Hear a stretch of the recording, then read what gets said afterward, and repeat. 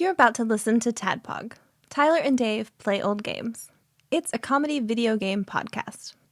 We would like to stress that the hosts are not experts and are really just very crass commentators.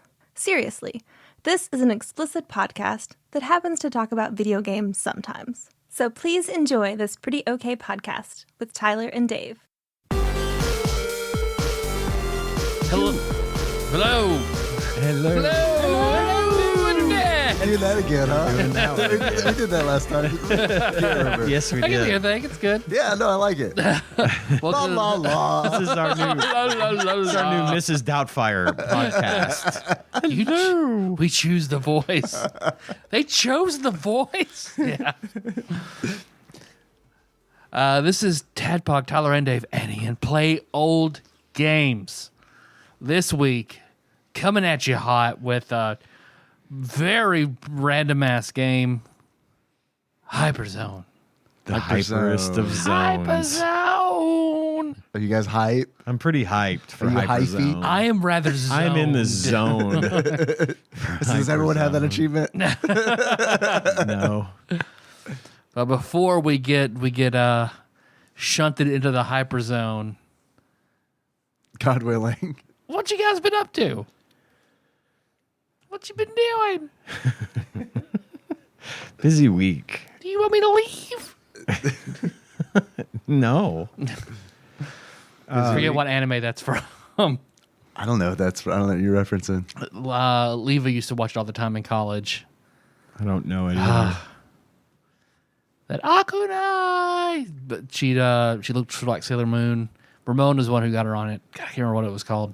I don't know it. Yeah, we had a bit of a week. We had a somewhat of an impromptu trip to Six Flags St. Louis. Hell yeah! Hell yeah. Did you see the last dancing guy? Saturday. No, I thought I was going. There was one guy there that had that look. Like he was kind of yeah, that guy. It was. I thought maybe he was gonna break out into a dance. He should be there. He had Why is that. He not had there? that bald Ross Perot look to him. He really did. Only really like Tall Man and Ross Perot had a baby. And I remember a seeing really him on energetic dancing baby. he was like on Letterman and stuff. I remember seeing him. Yeah, on, he had a minute out there for a while. They still play the song. Do they? Out there, they pipe music throughout the whole park. Yeah. And it's pretty decent music. I mean, it's not. It's like contemporary. It's like I would say, early to mid 2000s to today. Electric 96.9. Yeah, stuff like that. Yeah. But some pretty good, decent music. But when they start running the little promos for the stuff that's going on in the park, it's dun, dun, dun, dun, dun, dun, dun, dun. So I feel like they need the guy or someone like him out there dancing. They need a couple around. of them. Yeah, like at strategic points throughout the park. But you can never see one. You can never see two together at the same time. Right.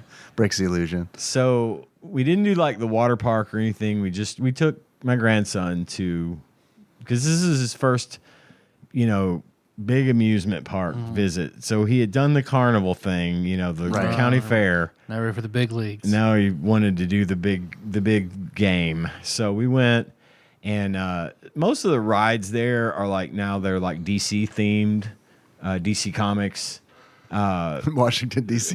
Washington, D.C. theme. Direct current power is what it is. It's TC Power themed. Oh, man. Dang, Lots of Tesla exhibits. And, this shit gets deep. I like it. Mostly like superheroes and stuff. A lot of Batman. Pigeons for you to fall in love with everywhere. Everywhere. They have, Batman. The Batman ride's been there forever. The Mr. Freeze has been there forever. I'm surprised that Mr. Freeze is there. Mr. Freeze is still running. Been there baby. Since that movie. Yeah. Which I remember from childhood. Yeah. Well, I did not ride any major roller coasters like while we were there, just because it's not my thing anymore. But I did ride Mr. Freeze once a long time ago. Like the year it came out, we were there and I rode it. It's insane how you start off backwards, right, and it shoots you up through and then you go straight up into a vertical drop, and then it stops. You go around. stick around for a minute, and then you go down and around the back end of the thing. We didn't ride any of the major ones.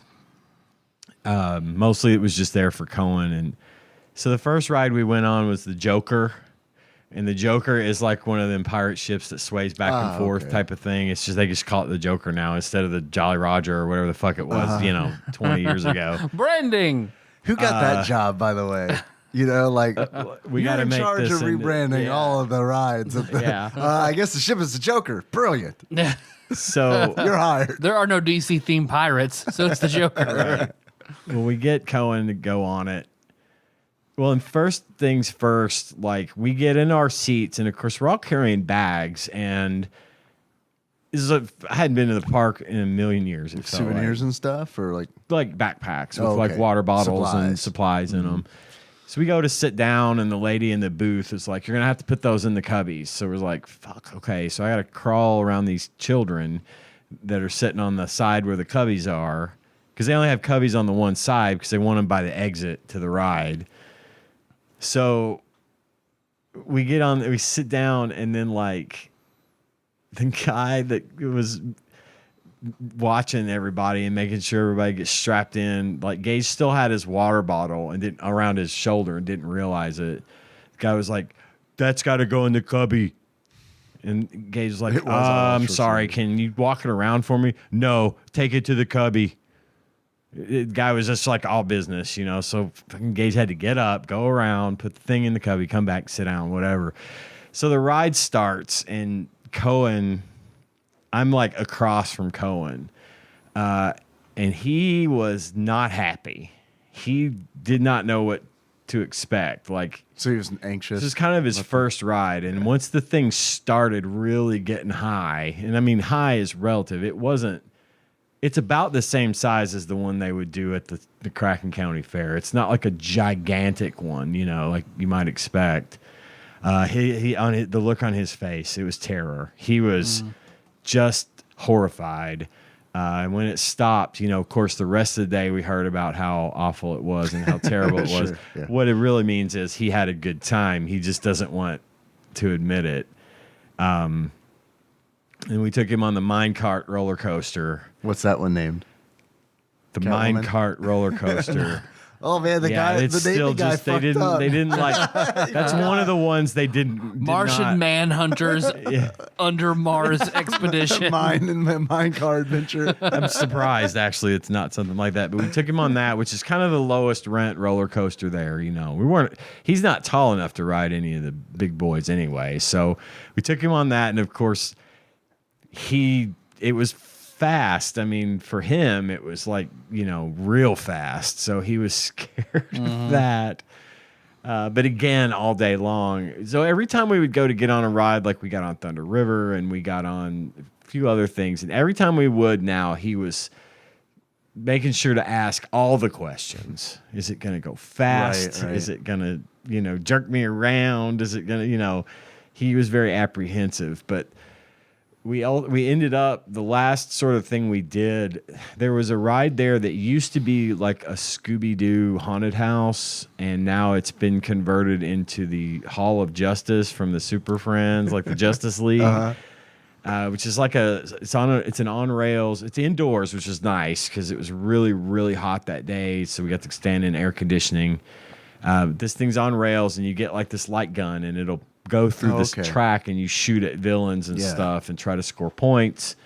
And it has these really weird effects in front of these giant screens that actually like make you feel like you're really going super fast. And it was the most fun ride we did all day. And he loved that. So, and I didn't get scammed by any carnies, because that's good. There are no carnies. They're just Six Flags employees that have no vested interest in stealing your money. Right. They're carnies that passed a background check. Yeah, exactly.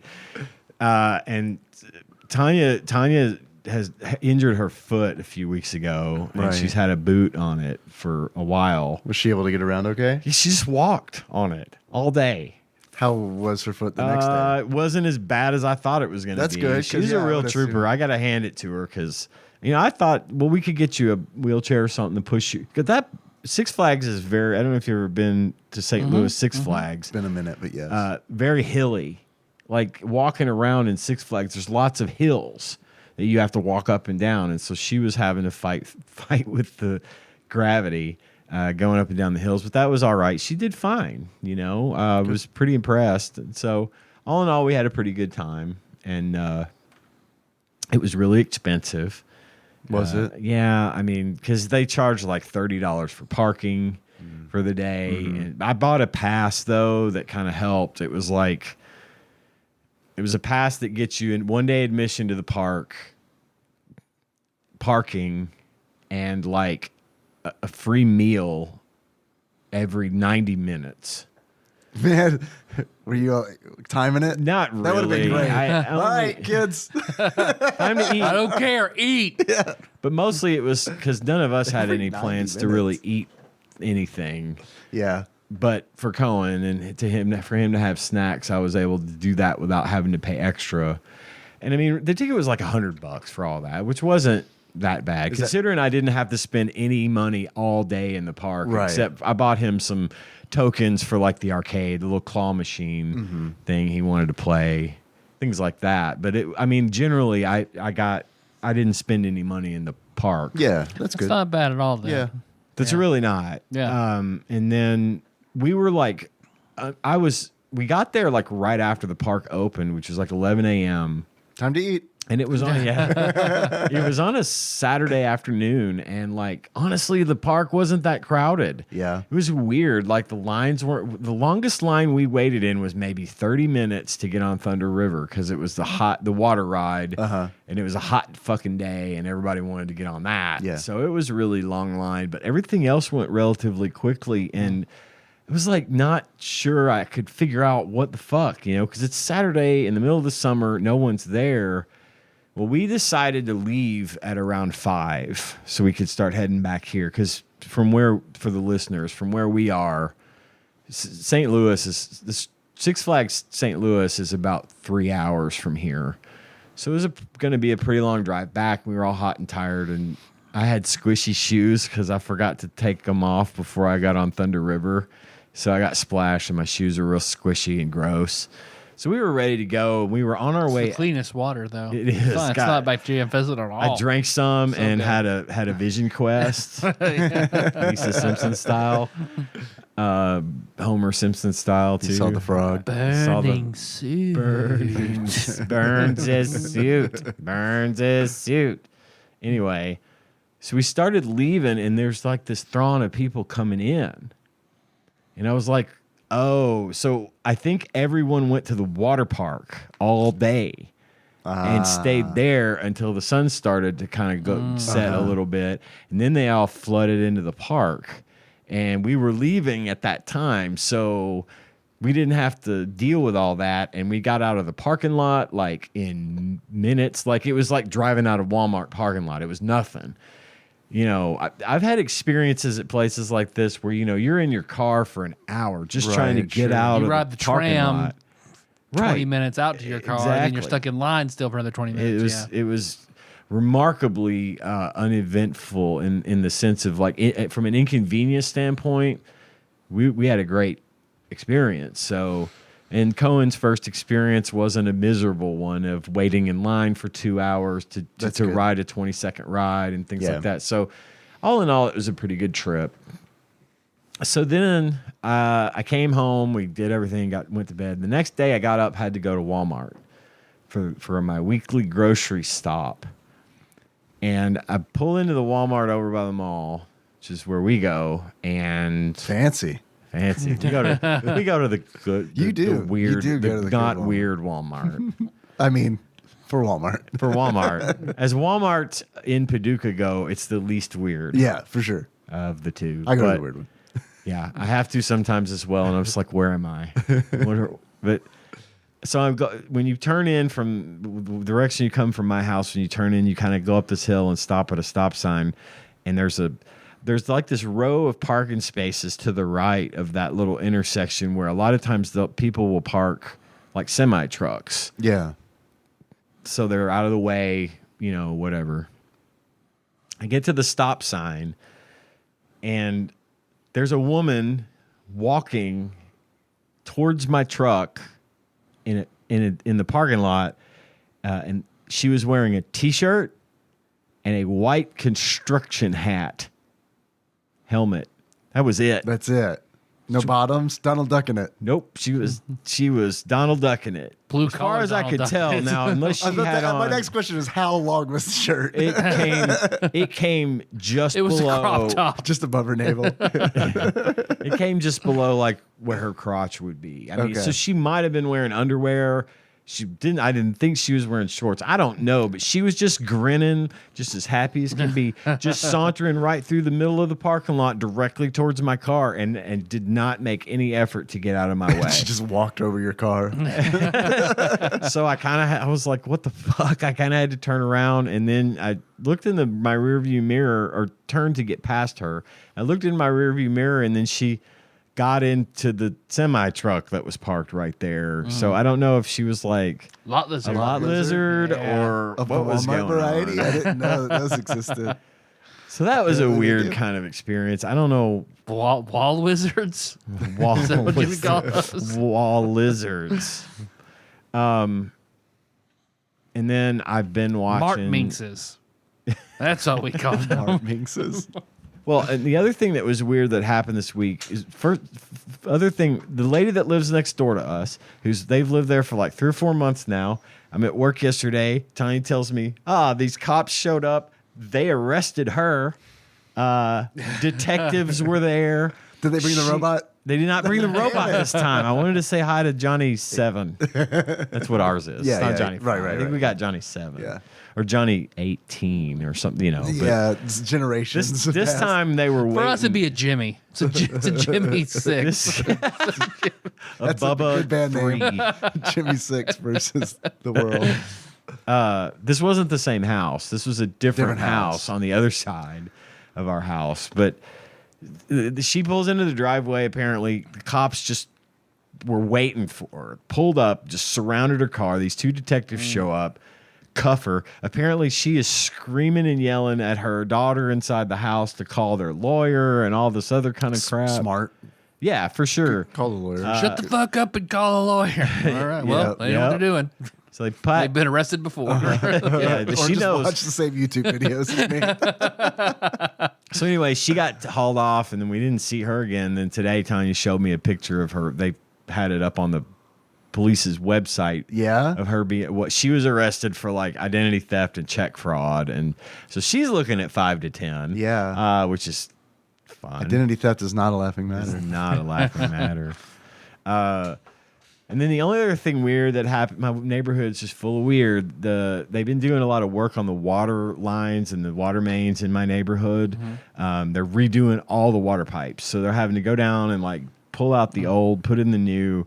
And they're putting in new water mains and new fire hydrants and all this kind of stuff. It's cool. And so before anyone does anything like that, the utility companies have to go through, like the gas company has to go through and mark and spray where the gas lines are so they don't cut one. And this guy that was doing it the other day, he had a whole handful of these yellow flags, the little yellow flags Yeah. that they use to mark where the fucking gas lines Sure. are.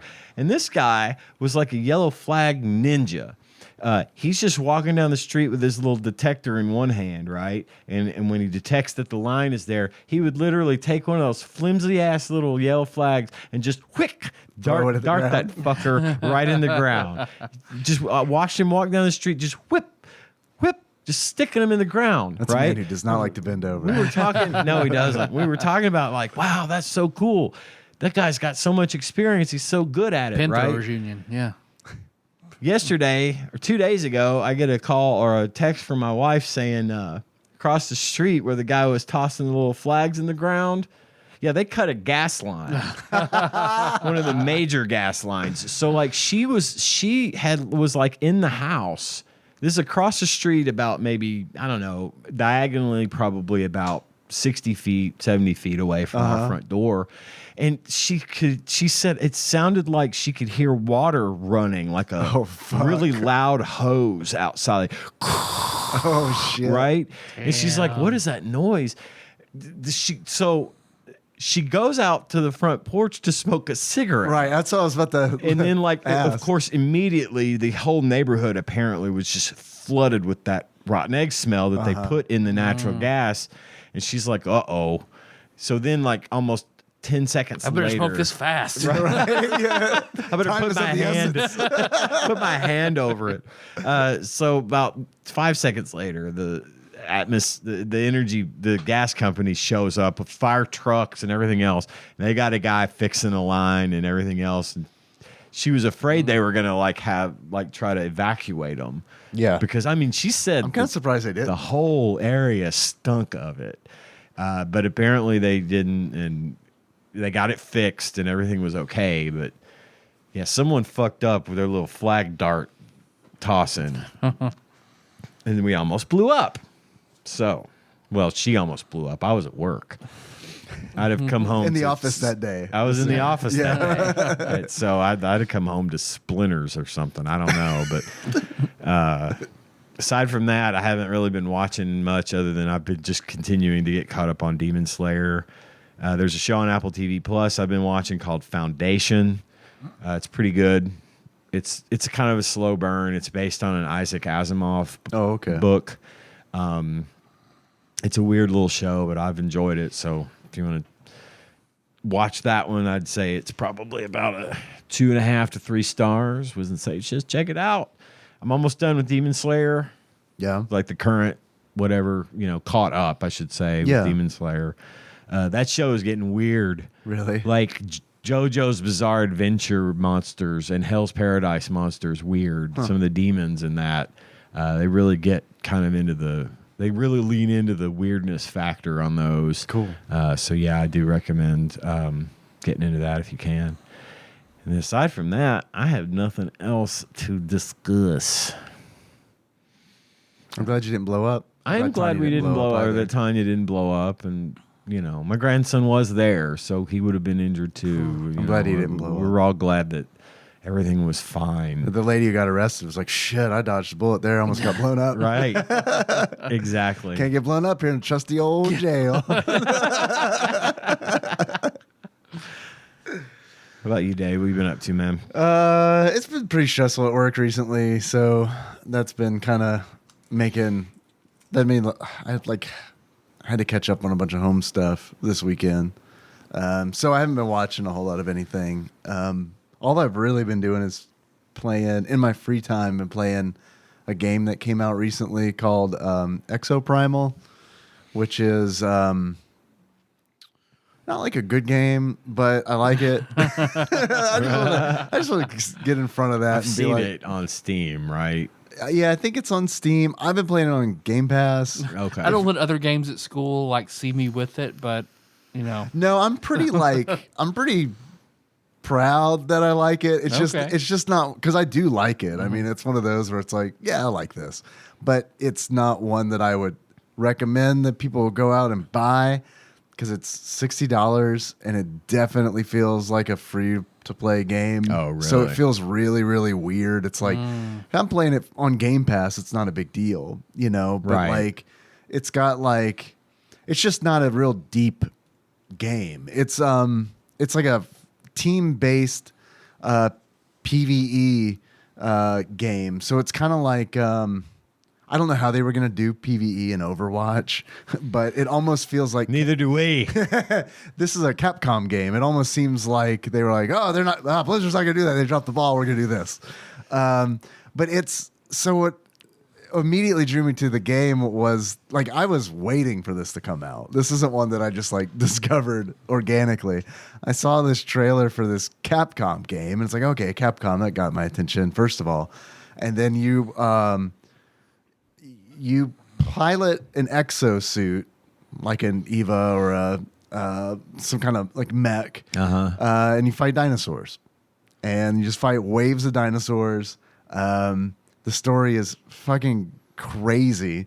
It takes place in the near future and dinosaurs coming out of space. No one knows why. And so they got these these exosuits that people are piloting that's owned by this corporation. It reminds me a lot. they're definitely being like, we're gonna take some shit from Overwatch. We're gonna take some shit from like Sounds this like game, Starship this game, Troopers, this game. maybe with the hordes of monsters, kind of. Yeah, Does that sound like a thing? Yeah, it is real similar to that because you are fighting hordes. Like there's hordes of like raptors and stuff, Sure. and all these kinds of like smaller dinosaurs, and then like Also got a little bit of only not in the mass flooding of monsters, but like the kaiju sort of thing. Yeah, in yeah. Pacific Rim, where Pacific Rim vibes for sure. yeah, you're in a machine fighting a monster, Right. or in this case, a dinosaur. And all the exosuits kind of have like their own thing, and you choose them at the beginning of the match, and you can switch them out as you're playing in the match. They've got like your standard, like this is where I feel like they really pulled from Overwatch, because it's like you got your Soldier 76 exosuit, and you got like they're fitting those roles. It's like if all of them had mechas like Diva. And Right. they sort of, It is kind of like that. okay. But they've got they've got assault suits and tank suits and support Right, suits, right. and they kind of do the things. It does that those- feel like sound a lot like Overwatch. yeah. It's which I mean, I like Overwatch. Okay, I've been enjoying this honestly because of the exosuits and the dinosaurs. Sure. Like, that's been like Kind of ticks two boxes for you. that's doesn't it? great. It's like, I'm definitely gonna check this out. But it's like it's PvE based, where it's like you're on a team of 5 and you're racing another team of 5 on these missions. So it's like you do like each level or whatever will have like a certain number of missions that you need to complete, and your goal is to complete them before the other team does. And if you're the team that's behind, you'll get the opportunity to be able to, you don't interact with the other team at all. Like you're both separate. So it's not like you're shooting at them, they're shooting at you. You're both doing your own thing. But if you're like the team behind, occasionally you'll get some opportunities to kind of close the gap, where like a special dinosaur will appear essentially, and like this whole time it's being like narrated by this AI. It's part of the crazy ass story. There's like a rogue AI that's like essentially just running war games on this island, saying it's gathering data, presumably to like prevent the dinosaur outbreak. Don't know how that happened yet. But you know, it's kind of one of those things. So it's just running the simulation essentially over and over again. Now, is there a PvP mode? So there is some PvP. What happens is like the special dinosaurs that show up, if you complete those objectives, it'll like spawn. It's almost like Tetris style, where you like clear 4 lines and then like garbage shows up on your enemy screen. If you do well in these objectives, it gives you the next like boss dinosaur that they run across, like a Stegosaurus or Triceratops or T-Rex, will be stronger. It'll be more powerful. Okay. You mean a 3 horns, sharp tooth, or what are the Stegosaurus Leaf called? eater? I can't Leaf remember eater? what she Yeah, I called. can't I can't remember remember what she called Spike. Vegisaurus. Vegisaurus. I'm thinking of Jurassic Park.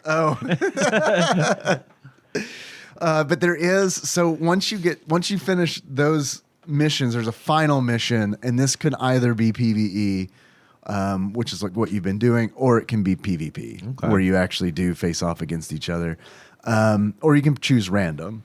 So when you queue up, you just select whichever one you want.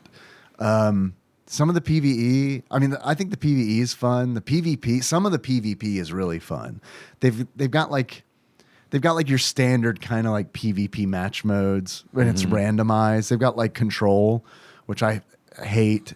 That's where you like, there are 3 points and you got to hold those 3 points. And then they spice it up because it is PvP, but they also spawn dinosaurs. So, I mean, it's like you're not just fighting the other team. You're also having to deal with these dinosaurs as well. They've got this mode where it's like you have to someone in your team has to grab a hammer, and as your team eliminates dinosaurs, the hammer gets more powerful, and once it's powerful enough, you can use it to knock down like this gate, and you do that like 3 times, and then there's one last like gate, and the team that knocks it out first with their hammer wins. So it's like real strong PvE elements up until the very end where you both get there and it's like, Okay. oh fuck, and you're trying to keep the other team off of the gate while you're charging your I could hammer. see that being pretty cool. It was fun, yeah. And then they've got your standard like push the cart Overwatch style, Yeah. Team Fortress 2 style. Yeah. thing. Okay. So story's crazy. It's also like really weird because it's like as you're playing the game, like you'll complete a mission, and then as you're like getting your rewards and stuff, as you're getting your experience and all that, and badges and all that, you'll collect like data. And the data is how you piece together the story. So it's weird in the regard where it's like, I don't know that I've played a game like this, like an Overwatch style game or a Team Fortress 2 style game where it's like, there is a story. And it's like, and it's like a pretty, I wouldn't say deep story, but for this kind of game, it's kind of wild. But it does feel weird because it's like you'll play a match and then there'll be like a cutscene, and it's like, I don't want to do story right now. I just want to play the next match. So it's weird that game it gets interrupted. Right. So that's a long way of me saying that it's not a great game. But hey, if you got Game Pass, Well, check it out. Neither is Overwatch. You know, I mean, it's a great. I don't know, It's a man. great game for if you like it, right? So Sure. it may be a great game for some and not for others. I know a lot of people who don't care for Overwatch. yeah, I think this will be. I know what you're saying, but I think Exo Primal is like objectively less good Is it? than Okay. Overwatch, and it's just because like right now Does it not have like the polish or? man, it has the polish because a lot of the stuff I think looks great. Like I think the suit, the exo suit design is like it's fucking on point. It's really nice. Like they've hinted at this with like the story, but like when you get inside of it, it kind of like the suit kind of like opens up. Like, and imagine it's a person that's been split from like navel all the way up to their head, and the Yeah. suit just kind of like slurps open, and when it does, you can see inside. It looks like muscle and tendon. Oh, and so stuff. it's like a bio So it's like, exosuit yeah, it's sort like of thing. the Ava style. Okay, And it's like, that's okay. cool. And then they also start talking about in the story about this neural link that all pilots have to have, like on the back of their neck. And they're alluding to that's how the AI That's gets the very data. Pacific Rim. Yeah, for sure. sure. Absolutely. I wish they had a mode where you have two people controlling one right, exosuit.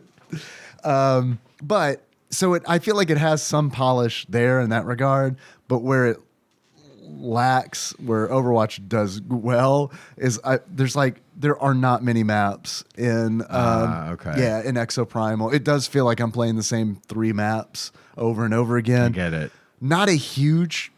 It's not a deal breaker for me because one of the things about Overwatch that I struggled with was, fuck, how many maps do I need to learn? And it's just because there's a lot. Well, from that standpoint, you'd be happy to know that they retire a lot of maps now, and they only usually put like maybe 5 in the rotation. Oh, is that right? Unless I just get bad draws, you know, but it's mostly the same. Now, granted, a lot of what they have a map, and it'll be like that game will take place on one map, but it's 3 different zones in the same map. Okay. Right. So, you know, it's remember that. like having 3 maps. Sure. Because they're all different layouts, different zones. Right. But the theme is all the same for each round, depending on how many rounds you go, you know.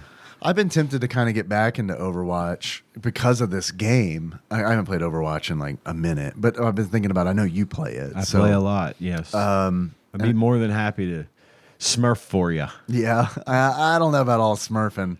Like, and maybe that's another thing I like about this game is like it's new. They have a real that is neat. They have a new mode right now, which is like you can team up with your friends regardless of your rank. Oh, you can't do And- that regularly? You couldn't do it regularly. Oh, okay. So like if you were too far apart in rank, Oh, that's a you fucking couldn't team up. bummer. That's why a lot of people would smurf because yeah, they because would that, start you a want to fresh play with your account. friends because that makes sense. So now they've got a mode where you can team up with whoever and play against whoever happens to get matched To be the you. audience surrogate, what is smurfing?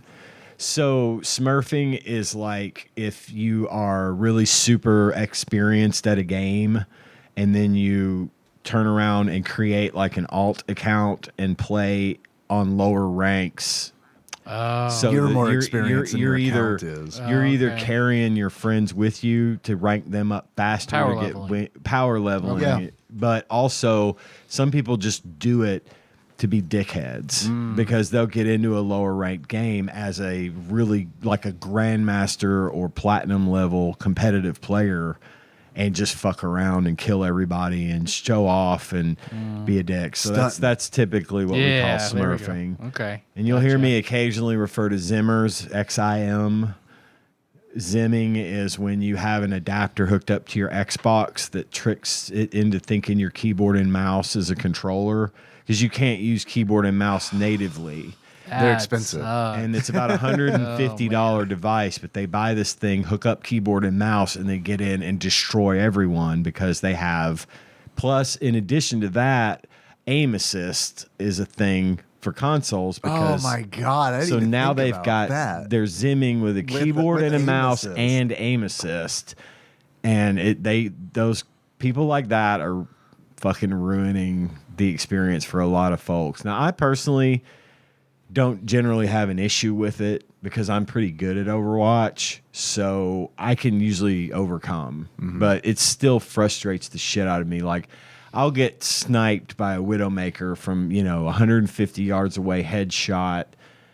And when you get killed, you see what they did to kill you. Like you see, Right, you get the replay. from their perspective, them killing you right after you die, and you can tell when Yeah. the movement is like snapping to your head and like doing a complete 180 turn, which is completely not at all what a joystick is capable of doing. Right. And so best you can do is just ignore it or report them. It doesn't do any good to report them either. But apparently they said something about how Blizzard now has something in the works to start detecting these Zimmers and banning them, like perma-banning them if they're found doing it and stuff. So I'm hoping that's coming soon. And speaking of You can buy Overwatch, the $300 Super Zimmer that lets you beat that. bypasses that, Yeah. right? It's a big Zimmer plot. That It is a sounds like big Yeah, Zimmer they're plot. big Zim.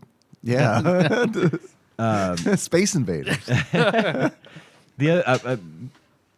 The other thing I was going to mention about Overwatch is I found out on Discord and also through my normal channels that on my birthday this year, Overwatch is going to be on Steam. Yeah, I saw Chris it's going to be the posted that. first ever Blizzard game to go on Steam, and so they're trying to tap into that player base, which I think is really cool. Yeah. I mean, it's not like it's hard to download Battle.net and run it and play it. Steam but Deck though. could do it on the Steam Deck without having Without to having do a to- console connect like I do. Like a lot of people don't want to do that. I know a lot of people I don't want to do it because it honestly is not a good experience Yeah. for me. I just wanted to see if I could do it. And I'm always like, I know a lot of people use the scripts and stuff. Yeah. But I'm always like, I know enough to like brick this. you know? Right, Like, right. And I don't know like if it's gonna be like verified good on Steam Deck kind of thing. Sure. But having it on Steam will be neat because I think it'll increase the player base some and help round that out. Yeah. And then again, sorry if I'm hijacking. No. I meant to I'm mention enjoying this conversation. on my Steam Deck, which I am in love with. This thing is the As you should coolest be. device I've ever bought, and I'm really super happy I did it. Picked up a couple of good games to recommend. Dave the Diver. I've been hearing a lot Yeah. about I've that had some one. Tyler fun. mentioned that one. I've had yeah. some good fun with that one. That's a neat one. It looks cool. Basically, you dive off your boat and fish for fish with a harpoon gun Uh-huh. underwater. Does that play like Jaws on the NES? Huh? No, much Oh, better okay. than that. Ah, bummer. Impossible. Better than Jaws? I know, You jump in right? the water and it turns into that until you get back out. Oh, right? yeah. Now I'm on board. But what's neat is you dive in the same place, but every time you dive under the water is different. Okay. So, and you catch different fish, and then you use those to take to the sushi bar, and then it's kind of like a. Because he's a sushi chef as well, right? Well, he is getting the fish for the Oh, sushi okay. chef, but he has to work for the guy too. Okay. And you can change the restaurant up, and you serve the customers, and you've got to get them the food before they get irritated and leave, and you make money to upgrade your gear, to get better fish, to go deeper, to, yada, yada, yada. It's a pretty cool little game. It's a good time killer for sure. And then I got another one called Pizza Tower. Yeah. I've heard a lot of good things. Jake about Squid reached out to me because he was going to buy us Pizza Tower. He was like, I just beat this. Is great. Here's a gift card. Buy it. And I was like, no gift cards. If you want to buy it for me, great. Gift it. Don't send me a gift card because I've seen some people's accounts get banned from gift card manipulation. Oh, really? So no thank you. I didn't know about that. Yeah. So Jake Squid, I appreciate the offer.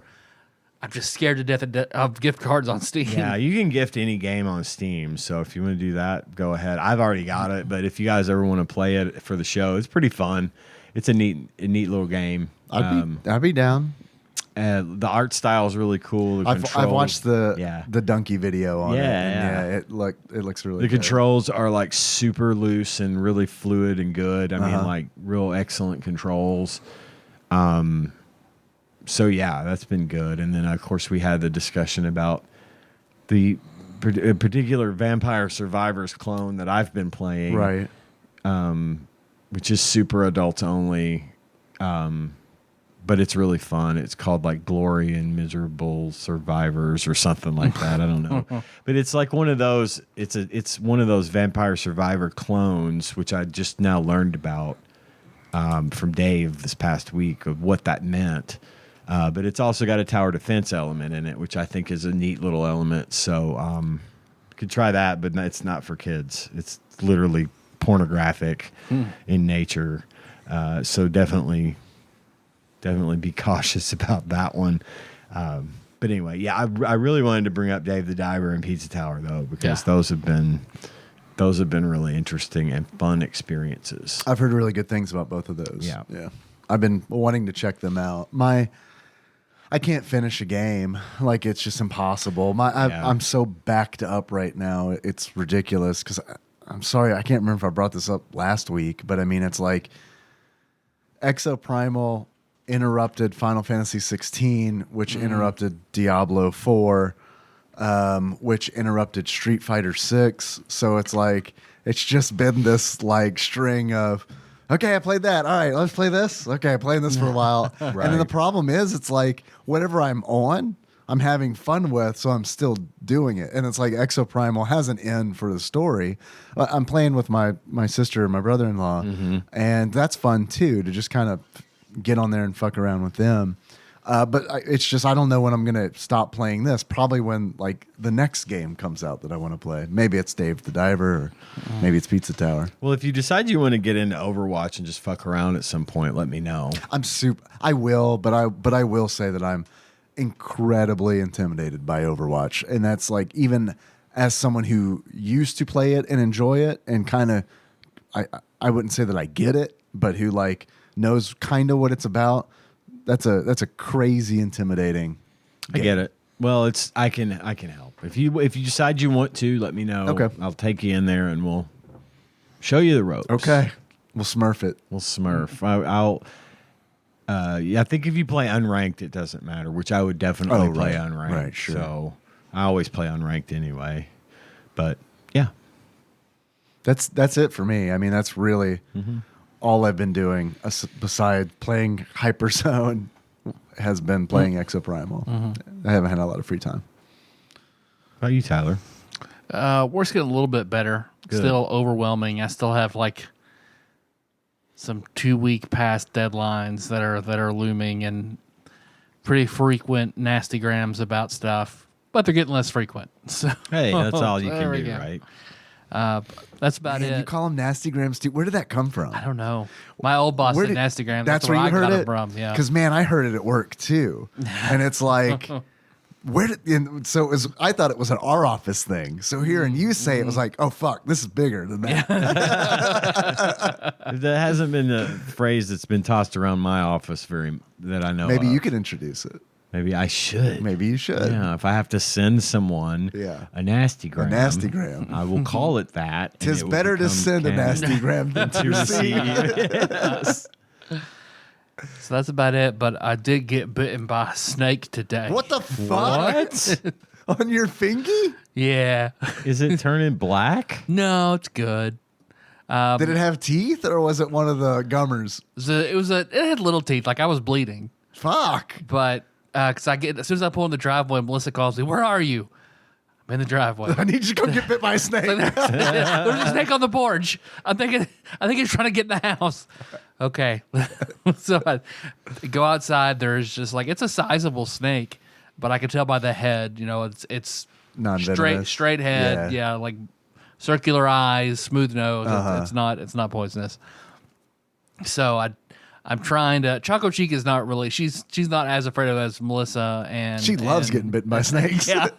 Go get them. Can't stop that girl. From Go getting get bitten. There's a church in eastern Kentucky that's trying to recruit her to come out and show the power of the will. She's got a big stick and she's sort of poking at it, trying to get it off. So I do the same thing, trying to get it off the porch, and it just gets pissed off. I throw some water on it. I like this go, porch. Go. It's like, then it's just wet and mad. I get a broom.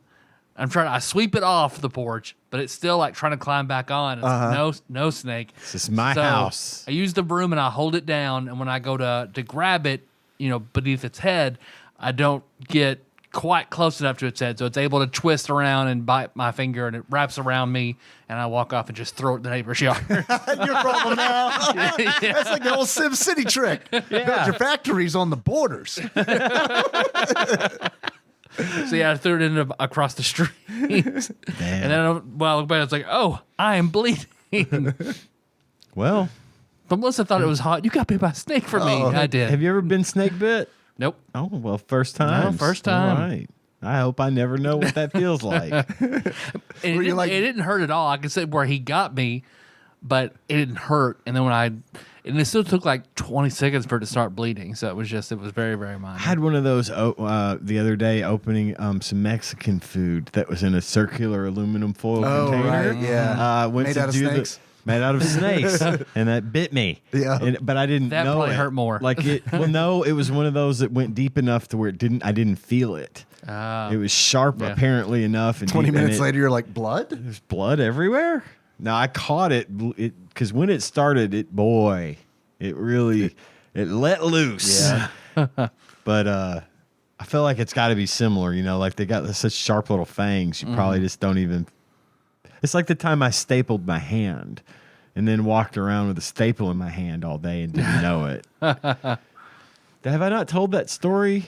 If you have, I've forgotten it. When I was a kid, me and my friend John, not John Turley, the other John that I grew up with, we were fucking John around. staple thrower. Yeah, we were fucking around one day with a stapler, and I was like, remember, ha, and I did it on my hand thinking it was Right. empty, and then like Right, 20 minutes later, I looked down, I was like, oh shit, there's a staple in my hand. But that's it. That's it for me. Were you like, better suck the poison out? Did you try that? Didn't have to. Hey, I mean, She's it's like, still you're be like, fun you're to like Indiana say. Jones. And I was like, I didn't groom a 15-year-old girl like Indiana Jones, but okay, sure. Yeah. Well, you guys want to do a draft? I'm down. No. Okay. Okay, we'll go on to the game segment then. Yeah, let's do a draft. What? Ian, do you have any lightning bolts of inspiration?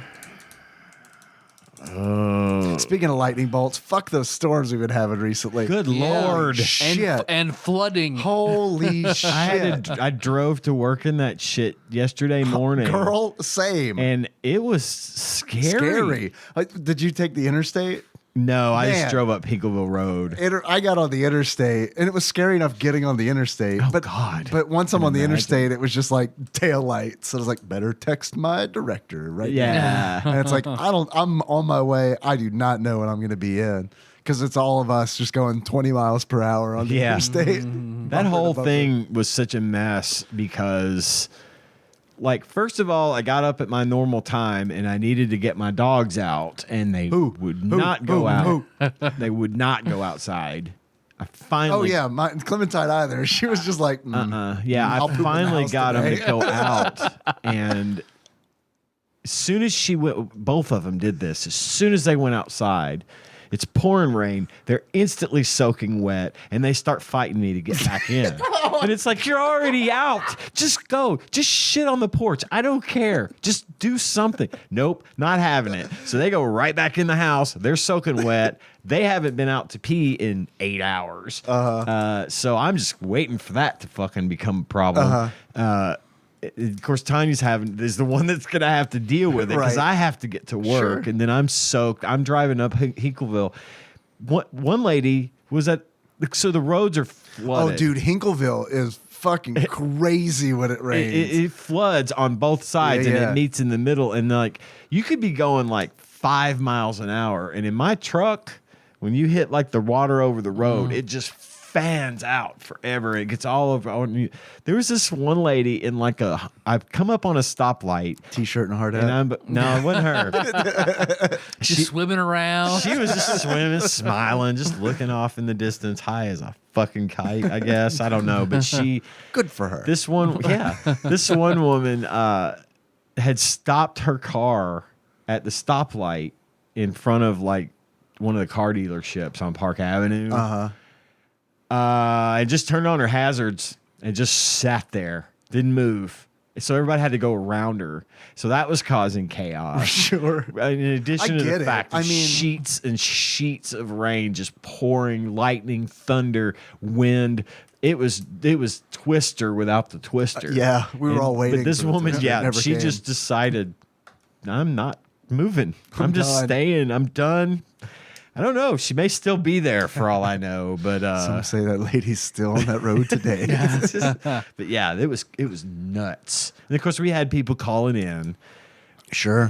which I was like, well, all right, I guess. We had some people call in too, but they're like 45 minutes away. I only had one. And I was shocked, and she was that situation. She Yeah. was so far away in the country. She's Right, like, right. I can't get out of my driveway. It was dangerous. We had people that worked for us that were like,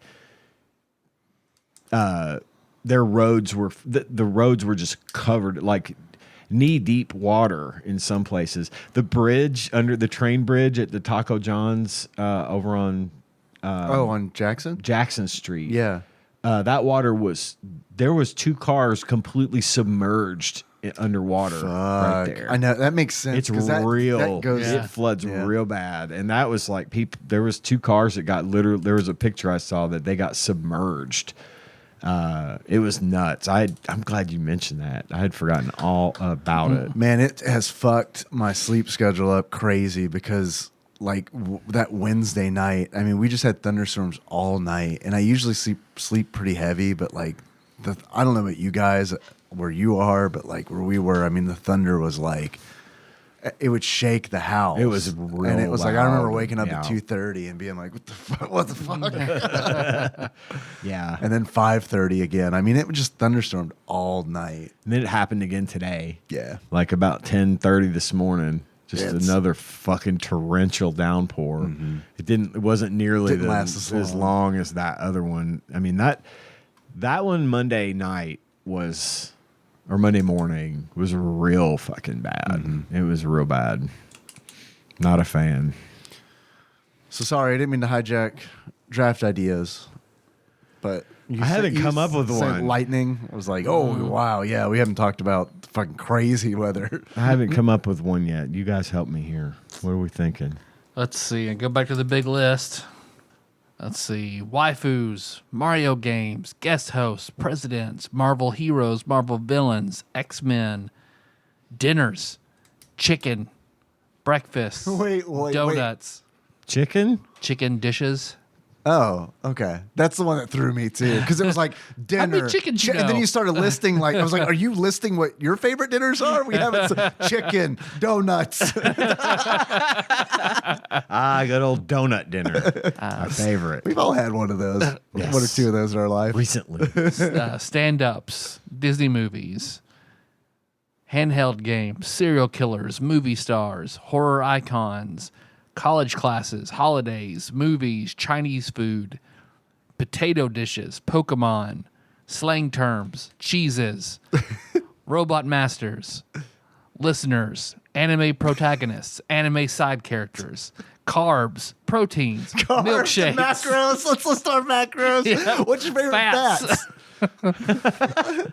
historical Pork rinds. figures, books, coffees, energy drinks, fighting games, fighting game characters, disaster movies. Let me postulate something here. Okay. And it's not a draft idea. Okay. It's an idea regarding drafts. Can we convert it into a draft idea? Because that could be It fun. would be top 5 Draft ideas. Top 5 reasons not to do a draft this episode. Okay. Number 1. Okay. We're an hour in. Okay. I'm done. That's it. List concluded. Well, I'm look, not. You I'm took not- mine. I'm not getting. I'm not getting divine Honorable mentions. inspiration. Diarrhea. I have to be. Here, let me throw this out there. Okay, if you get a good one. No, it's not that. It's not bad. Okay. It's a reason to perpetuate what we're doing right now. We did plan on having the third segment where we take calls, but we have had some technical difficulties getting that set up. So maybe I'm never the one to be like, let's cut the third segment, but maybe we do a draft and cut the third segment. I don't want to cut the third segment this time. Okay. All right. Fair enough. Even if we can't do calls due to technical difficulties, we've still got Tyler We got brought some snacks. snacks and we haven't done anything in a while Okay. for Community Corner. So I don't want to cut that. Okay.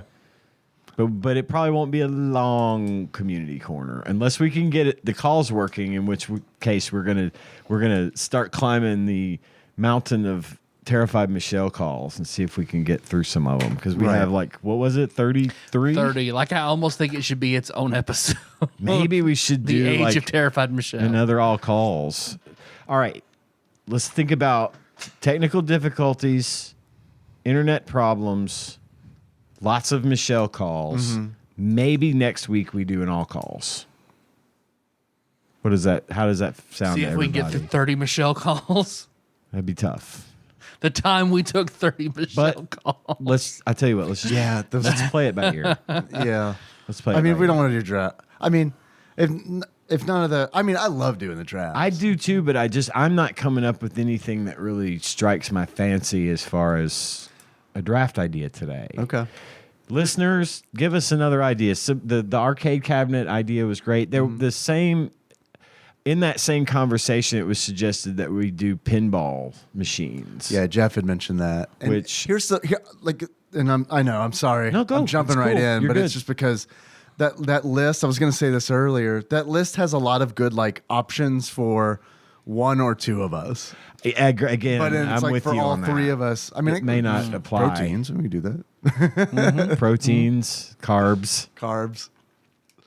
Cartoons. I mean, look, the source of good protein is pretty limited. I honestly don't know if Tyler could probably name 15, but I don't know that. I think that, I got beef and chicken yeah. and pork rinds, maybe. I don't know. Nope. No, unfortunately Yeah, not. no, they have protein. I know this. Not a significant amount, but protein all the same.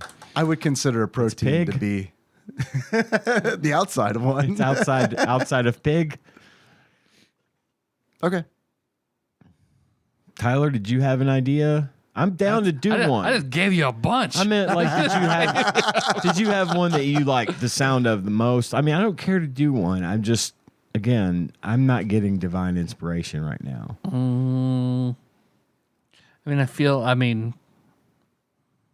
I feel like cartoons we could probably do. Could do cartoon. Do you want to do a cartoon draft? Yes. Let's do it. Desperately, more than anything. I didn't even hear that in the I didn't hear that one. I might have either. missed that one, but it's written down here. Okay. Cartoons. Cartoons. So We got it. we want to specify 90s cartoons. We want to say just Cartoons. A lot of Children my, cartoons? Yeah, because a All- lot of all mine are going to animation? probably be pulled from the 80s. all animation. Yeah, let's just okay. do. Yeah, And I don't mean like anime, right?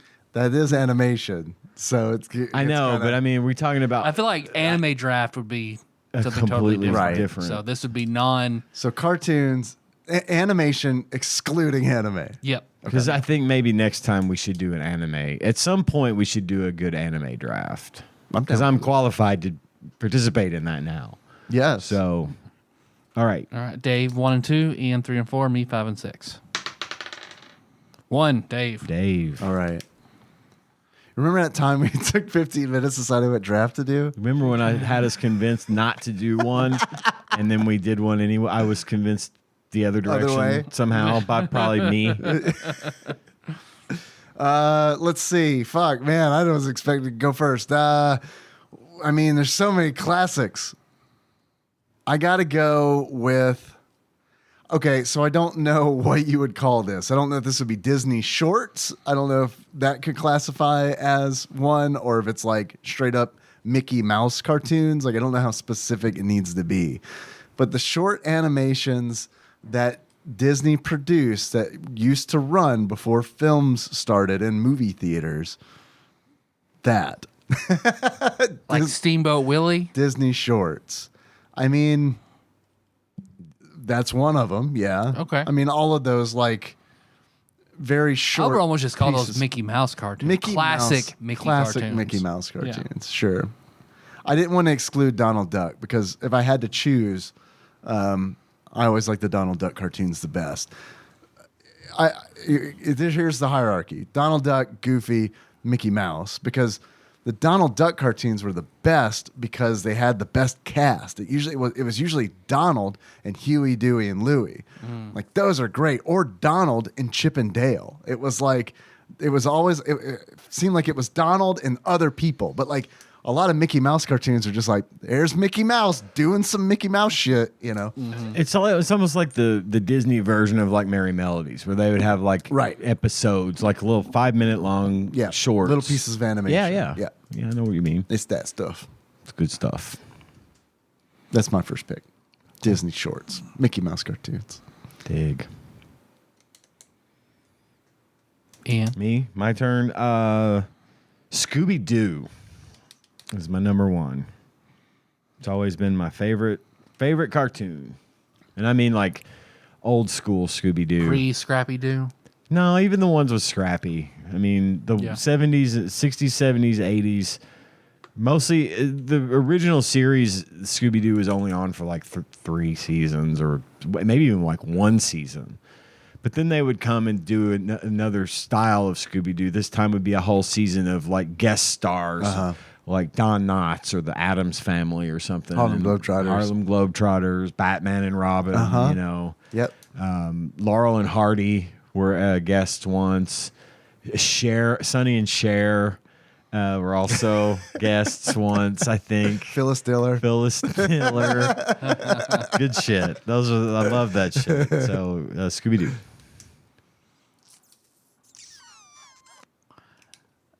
So I'm torn between sort of adult animation, borderline things, and then like classic stuff I grew up in. I know, it's tough, right? Yeah. So I guess I will, since I did the arcade machine last time, I'll just go ahead first and say The Simpsons. Nice. Yeah, that's a really good pull. It is a really good pull. Back on to Dave.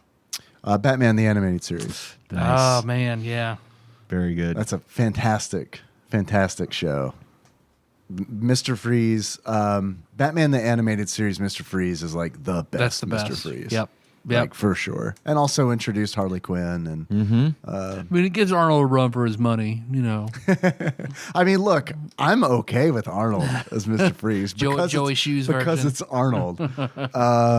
But I don't know, man. Animated series Mr. Freeze, like, I think that episode, like, might have won a daytime Emmy. I think you're right. It was definitely something like that. Now, did Mark Hamill voice Joker in that series? Yep, Mark Hamill voiced Joker in that series. Yeah. Very cool. Yeah, it was a great show. Very good show. Yeah. My number 2 is going to be Merry Melodies. Bugs Bunny, Daffy Duck, Porky Pig, all those shorts, Sylvester, Tweety, all those guys. Those were always Saturday morning on ABC, Channel 3, for those of you who are curious. By the way, that was answered. I'll talk about that later. But we'd get like 2 to 3 hours of Bugs Bunny cartoons every Saturday morning. And they would go from like, 10 until like 12 in the afternoon. It was one of my favorite things. We used to record them on video cassette so I could go back and watch them anytime. That's how we were with those Disney shorts. Still wish I had some of those VHS tapes so I could see some of the old commercials, dude, for the toys and McDonald's and all the stuff. Like I've been running in the bumper. I've been running old commercials sometimes. So there's a YouTube channel you should check out. If you don't, you might know about it already. But I think the name of it is Dave's Archives, and it is a. I think I've pulled from there. I think that's where I got the Miss Cleo one. It's a great channel because it's just all the retro commercials. Like he gets tapes, rips them, uploads them to YouTube, and I bet he buys them off of like yard sales and stuff, and then finds the commercials. I honestly think he's gotten such a following now that I think people send tapes to him. I love it. I love it. I think that would be an excellent thing to be in charge of. Yeah, it would be a tough job, but I think it would be really cool. They've got local commercials too. Yes, and I love watching those 1980s local commercials. I've used some local commercials for bumpers for this show as well, just because some of they're all just so over the top, especially the late night ones. Yeah, they're like the ones where they're like, "Your car's a piece of shit. You should come get buy a car from us." The Crazy Larry's Autos. Yeah. Come on down, we'll treat you right. Come on down, we'll treat you right. It's got all the buttons and the stuff on it. We got an Xbox here, a Scion Xbox over here. It's got a moonroof, all the buttons and stuff. Gotta love it. Here's my divisive question. Okay. Is Avatar: The Last Airbender cartoon or anime? I thought you were going to ask about Race Wars. I'm glad this Well, it depends on how you look at it, because that's how I got started into anime. On your recommendation. So you think it's Western anime? So still anime? But it was a show on Nickelodeon geared towards children. Yep. That show actually felt more like a Saturday morning cartoon to me than most anime does. Yeah. I would be willing to allow that one. Because if we allow it here, it's banned from the other one. We couldn't put it in anime. I'd be okay with this. Okay. Then I will pick Avatar: The Last Airbender. Avatar. Nice. Great show. Oh, amazing show. Amazing. Featured as the first mention of, in my YouTube short that I made and never published. Need to get those out there. I'll go with a show that is not as acclaimed as Batman the Animated Series, but one that's pretty near and dear to my heart. I'll go with Teenage Mutant Ninja Turtles. Yeah. I was waiting for one of y'all to pick that. Yeah. That one was like, man, when that came out, man, that was big. Big for me. That was the right age at the right time. My number 3 pick is Thundercats. All right. Was about the fucking Thundercats. I loved that fucking show. Yeah. I saw a little bit of it. Had a real hard on for Chitara. Yeah. Yeah, I really did. Good shit. It was He-Man in cat but form. cat form, right? Yeah. And I loved He-Man as well, but I liked Thundercats more than He-Man. What was it about Thundercats? It was a little bit more, I don't know, it felt more sci-fi to me. I think He-Man, I loved He-Man, sense. but He-Man felt more like... It's more like fantasy, right? Fantasy, only there was tech in it. Yeah. He-Man was a weird show. Yeah. But again, I loved it, but for some reason the Thundercats thing appealed to me more. Maybe it's because of cats. I don't know. Because one of my favorite parts of He-Man was the cat. Yeah, I'm not a He-Man Prince Adam's guy. cat. So He was called the tiger-looking thing, the big green cat? tiger that he rode, and that's a cool tiger. The cat. When He-Man would say, "I have the power," he'd take the sword and point it at the little Cringer. Was the cat's name? He pointed at Cringer, and Cringer would turn into Battle Cat, the big giant green tiger. I like that. So That's a nice fantasy to have. I wish I could point a sword at my cat and it turned into a giant green tiger. tiger that you can ride. I'm not going to work today. Get him. Or I am going to work today on my cat that is saddled. Fuck that. If I got a big cat with a saddle, I'm not taking it to work. I'm going to the moon. Because at this point, why not, right? Exactly. Then I'm gonna go and pick up The Legend of Korra. There you go. Okay. I understood that reference. I will. Okay, so what I want to pick may not count, so I'll run it by you guys. It'll count. I want to do Liquid Television. Okay. Which was a show on MTV. That definitely counts. That was like a compilation of short animations, and they were typically really weird out there. Yeah. That's how I got introduced to Aeon Flux, and Max, and the Head. I think was one of them. The dude with the huge head had an alien inside of it. Yes. Yeah, that was the shit. Ian. It's getting hard to pick now. I've got a lot on my list. We could do 10. I might have easily do to. 10. Okay. I'm gonna go with on my list is gonna be G.I. Joe. G.I. Joe. Real American hero. Pork chop sandwiches. The more you know. Smelled so good. Knowing is half the battle. Now you know, and knowing is half the battle. Body massage. Yo, Body massage Joe. team. Go. Watch the G.I. Joe every single afternoon after school. I will go ahead and, as a 90s cornerstone, pick up Beavis and Butthead. I thought about that on my last one. Excellent pick. So I have that is an excellent pick. That was like such a iconic show, especially, and it was fresh. It was a big deal, especially at the time, and I think it really changed the direction of like, and guided the direction of adult animation for sure. Yeah, because I don't know. I wonder, like, would we have like shows like? How common would like Adult Swim shows be if like Beavis and Butthead had never been? Yeah, you know, broke and that obviously, ground. yeah, and I don't think we would have gotten King of the Hill Oh, because no. Mike Judge, Yeah. right? So, which was also an influential show. So, okay, is this our fifth pick? Yes. Are we doing 10? Might as well. Because that's going to very much determine my fifth pick. I've got 10 easy. Okay, we're all good with this? Yep. I think I have like 15. I'm just picking from my own list of shit that I love. 5 for me then will be DuckTales.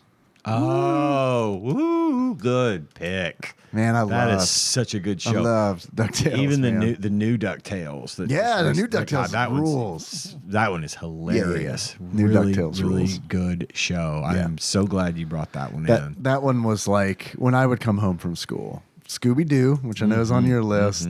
Then DuckTales. Disney had a whole afternoon's worth of good cartoons. Disney It was called Afternoon block. The Disney Afternoon. Yeah. Big deal. I got to go to Disney World while Disney Afternoon was a thing. Yeah. So that was great because there was a whole channel on their like in-house television in the park for the hotels. Yeah. That was all Disney cartoons like that. Just Disney Afternoon 24/7.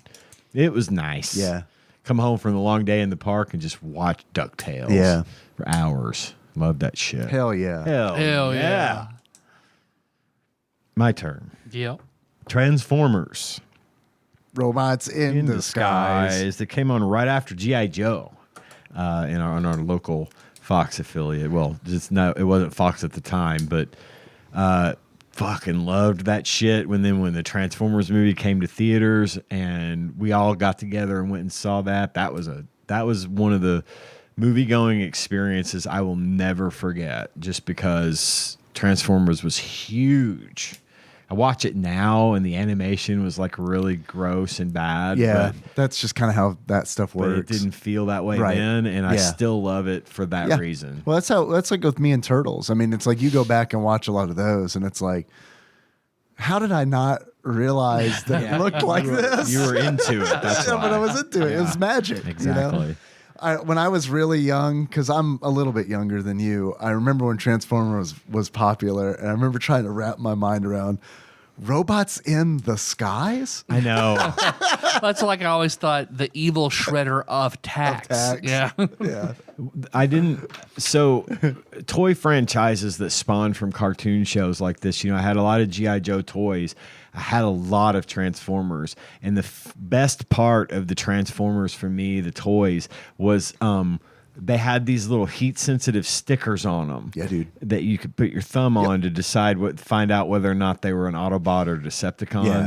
Even though I already Sure. knew because I was a huge fan.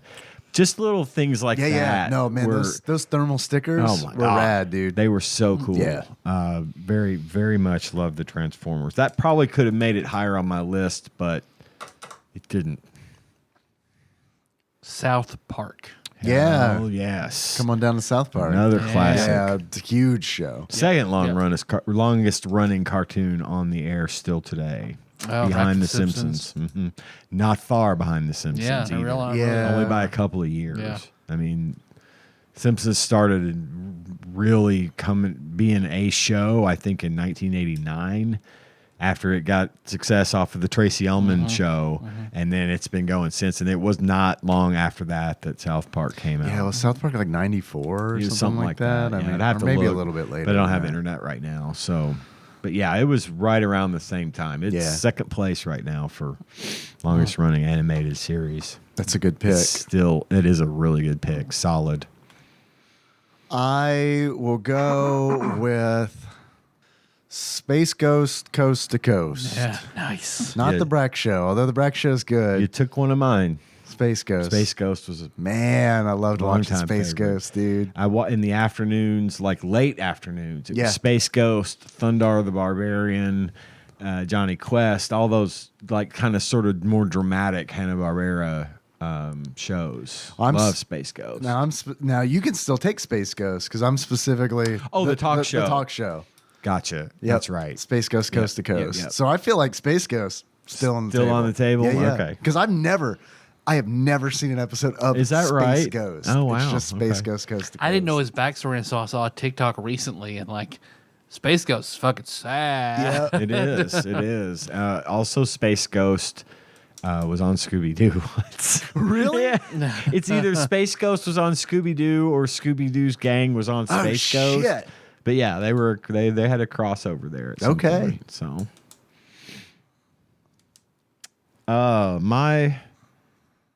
We up to 6.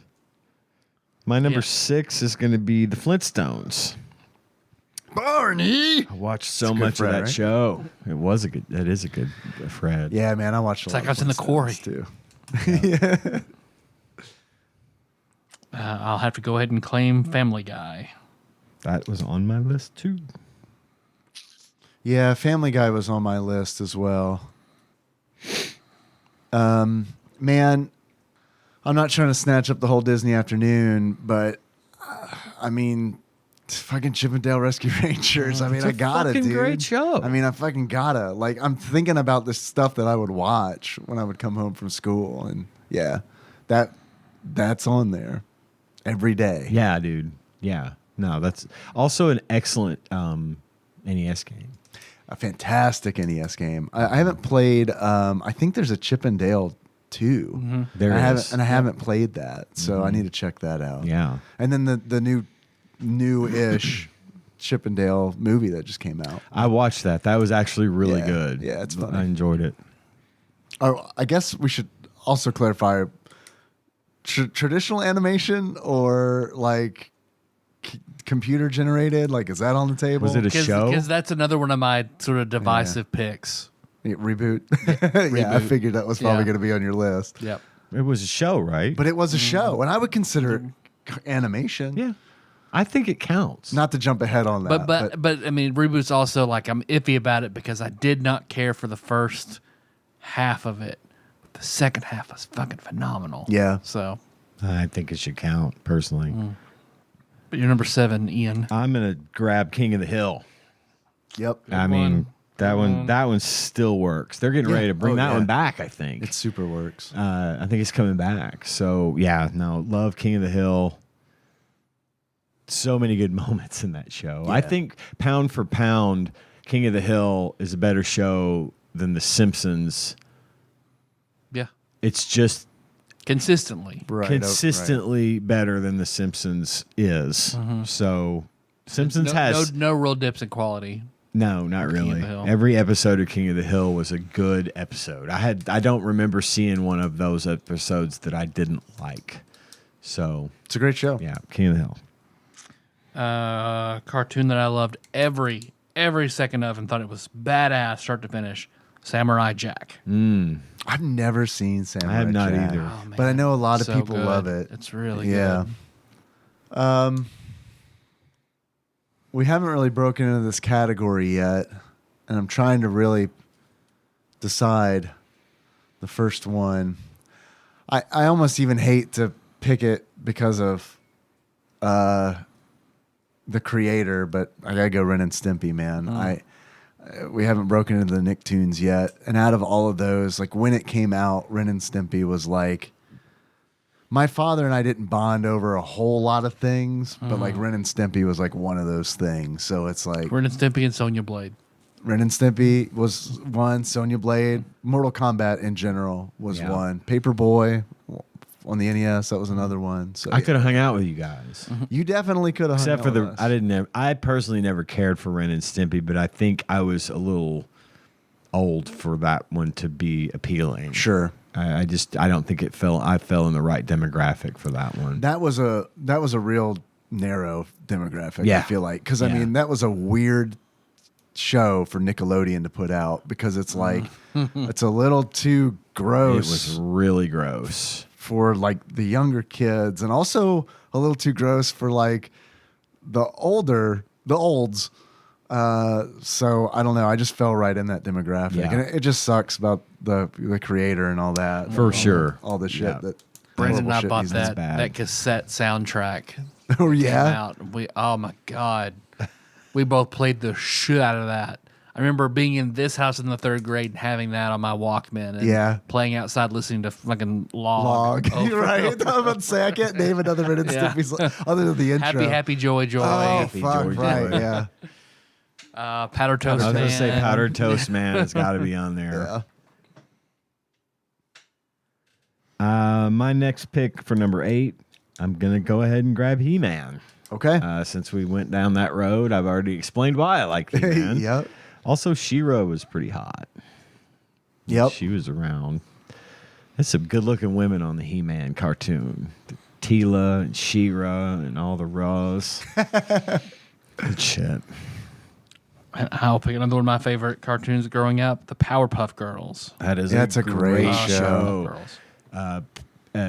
Panty and stocking with garter belt reminds me of, adult themed Powerpuff Girls. sure. And that's that style of animation. Very good shit. Great Love villains. that cartoon. Like great villain. memorable villains. Him. Mojo Jojo. And him. Him. Yeah. I mean, come on. Yeah. Dave. I will go with Futurama. I haven't chosen Damn. a lot of primetime adult animation. Magma number so 9. I got to get at least one of them. Yeah, that's man, a that's a good- fucking excellent pick. Damn. That goes without saying. Again, I think that one is more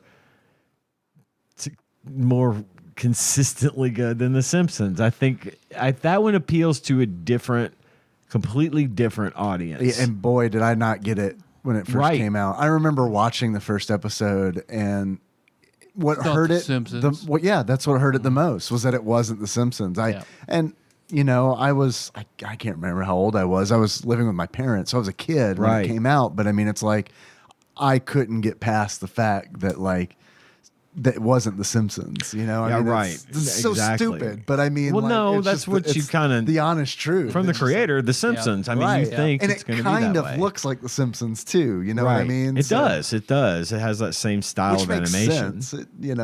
I'm not saying that it shouldn't have, but it was just me. Like The Simpsons was so fucking huge. Did The Simpsons ever make me cry? No. But Futurama did. Wise dog. Oh my God. I could not handle it. Yeah. I'm getting a little verklempt just Yeah. thinking about it. That one got me in the feels. And Yeah, if you girl, same. if you could pull that off, you have done your job. Yeah. Because that was unbelievable. Yeah. Unbelievable. Yeah. Let's see. I am gonna pick for my number 9. Probably a strange pick.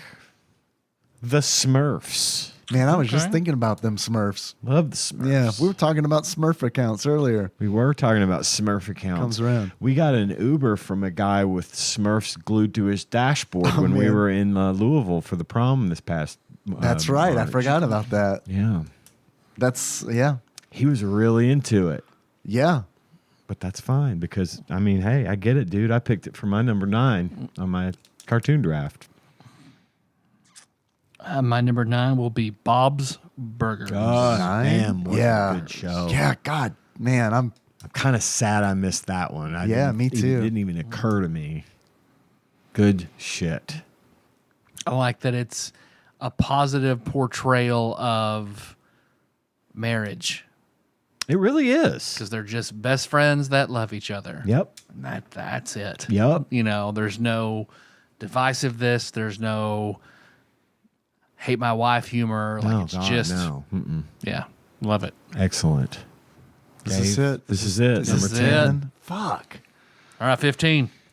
I mean, I could do 15. I'm good at 10. I'm good at 10. All right, 20. I don't know if I could We do could do. 20. We could do. Easily We could 20. save our list, and Dave will have his, I'm sure, committed to memory, and Yep. do part 2 of this draft next week if you want. I'm good with that.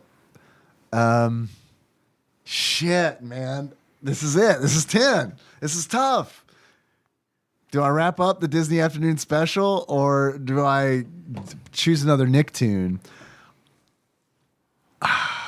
I gotta go Tailspin. I have to go Tailspin. Great show. I have to go Tailspin. I have to. Disney did. I gotta. They made good shit back then. And I feel like that block Oh, that God. also changed. That was like influential, you know, because it's like Yeah. I don't know, because that's the first time I remember anything like that in the afternoon. Like I remember watching cartoons in the morning on Saturday morning, and then like sporadically they'd be on like channels, USA, Cartoon Express.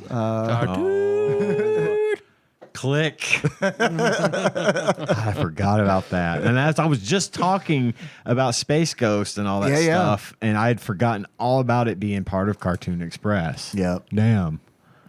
Wacky Races. I don't know if that was a. That was an honorable mention for me for Wacky What was Races. the Weird Olympics or whatever? What was Laugh that? Olympics. Laugh Olympics. Yes. Yes, that's it. Weird. Yeah. Those Hanna-Barbera shows, man, they Yeah. really were scraping for some ideas. Yeah, they were.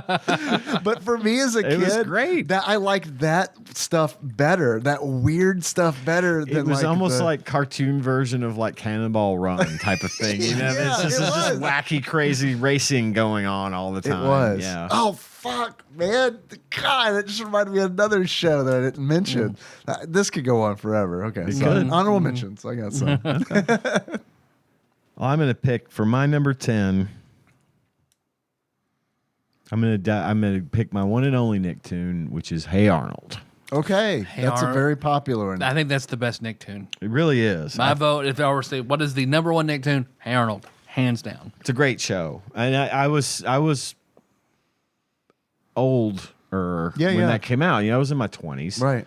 But Gage watched it, and I watched with him because I just really got into the show. I really enjoyed the feel, the story, the characters were so real. There was just a lot going on there that was really good shit. Yeah. And I liked it. So, Hey Arnold is my final answer. Inspector Gadget. That's a good one. Ooh. But X-Men. Oh, yes. Fucking Inspector. Morph ripped my heart out as a child. Oh yeah. Yeah, I liked X-Men a lot. I had forgotten completely about Inspector Gadget. until I Me thought too, that's what until saying. you said it. All right.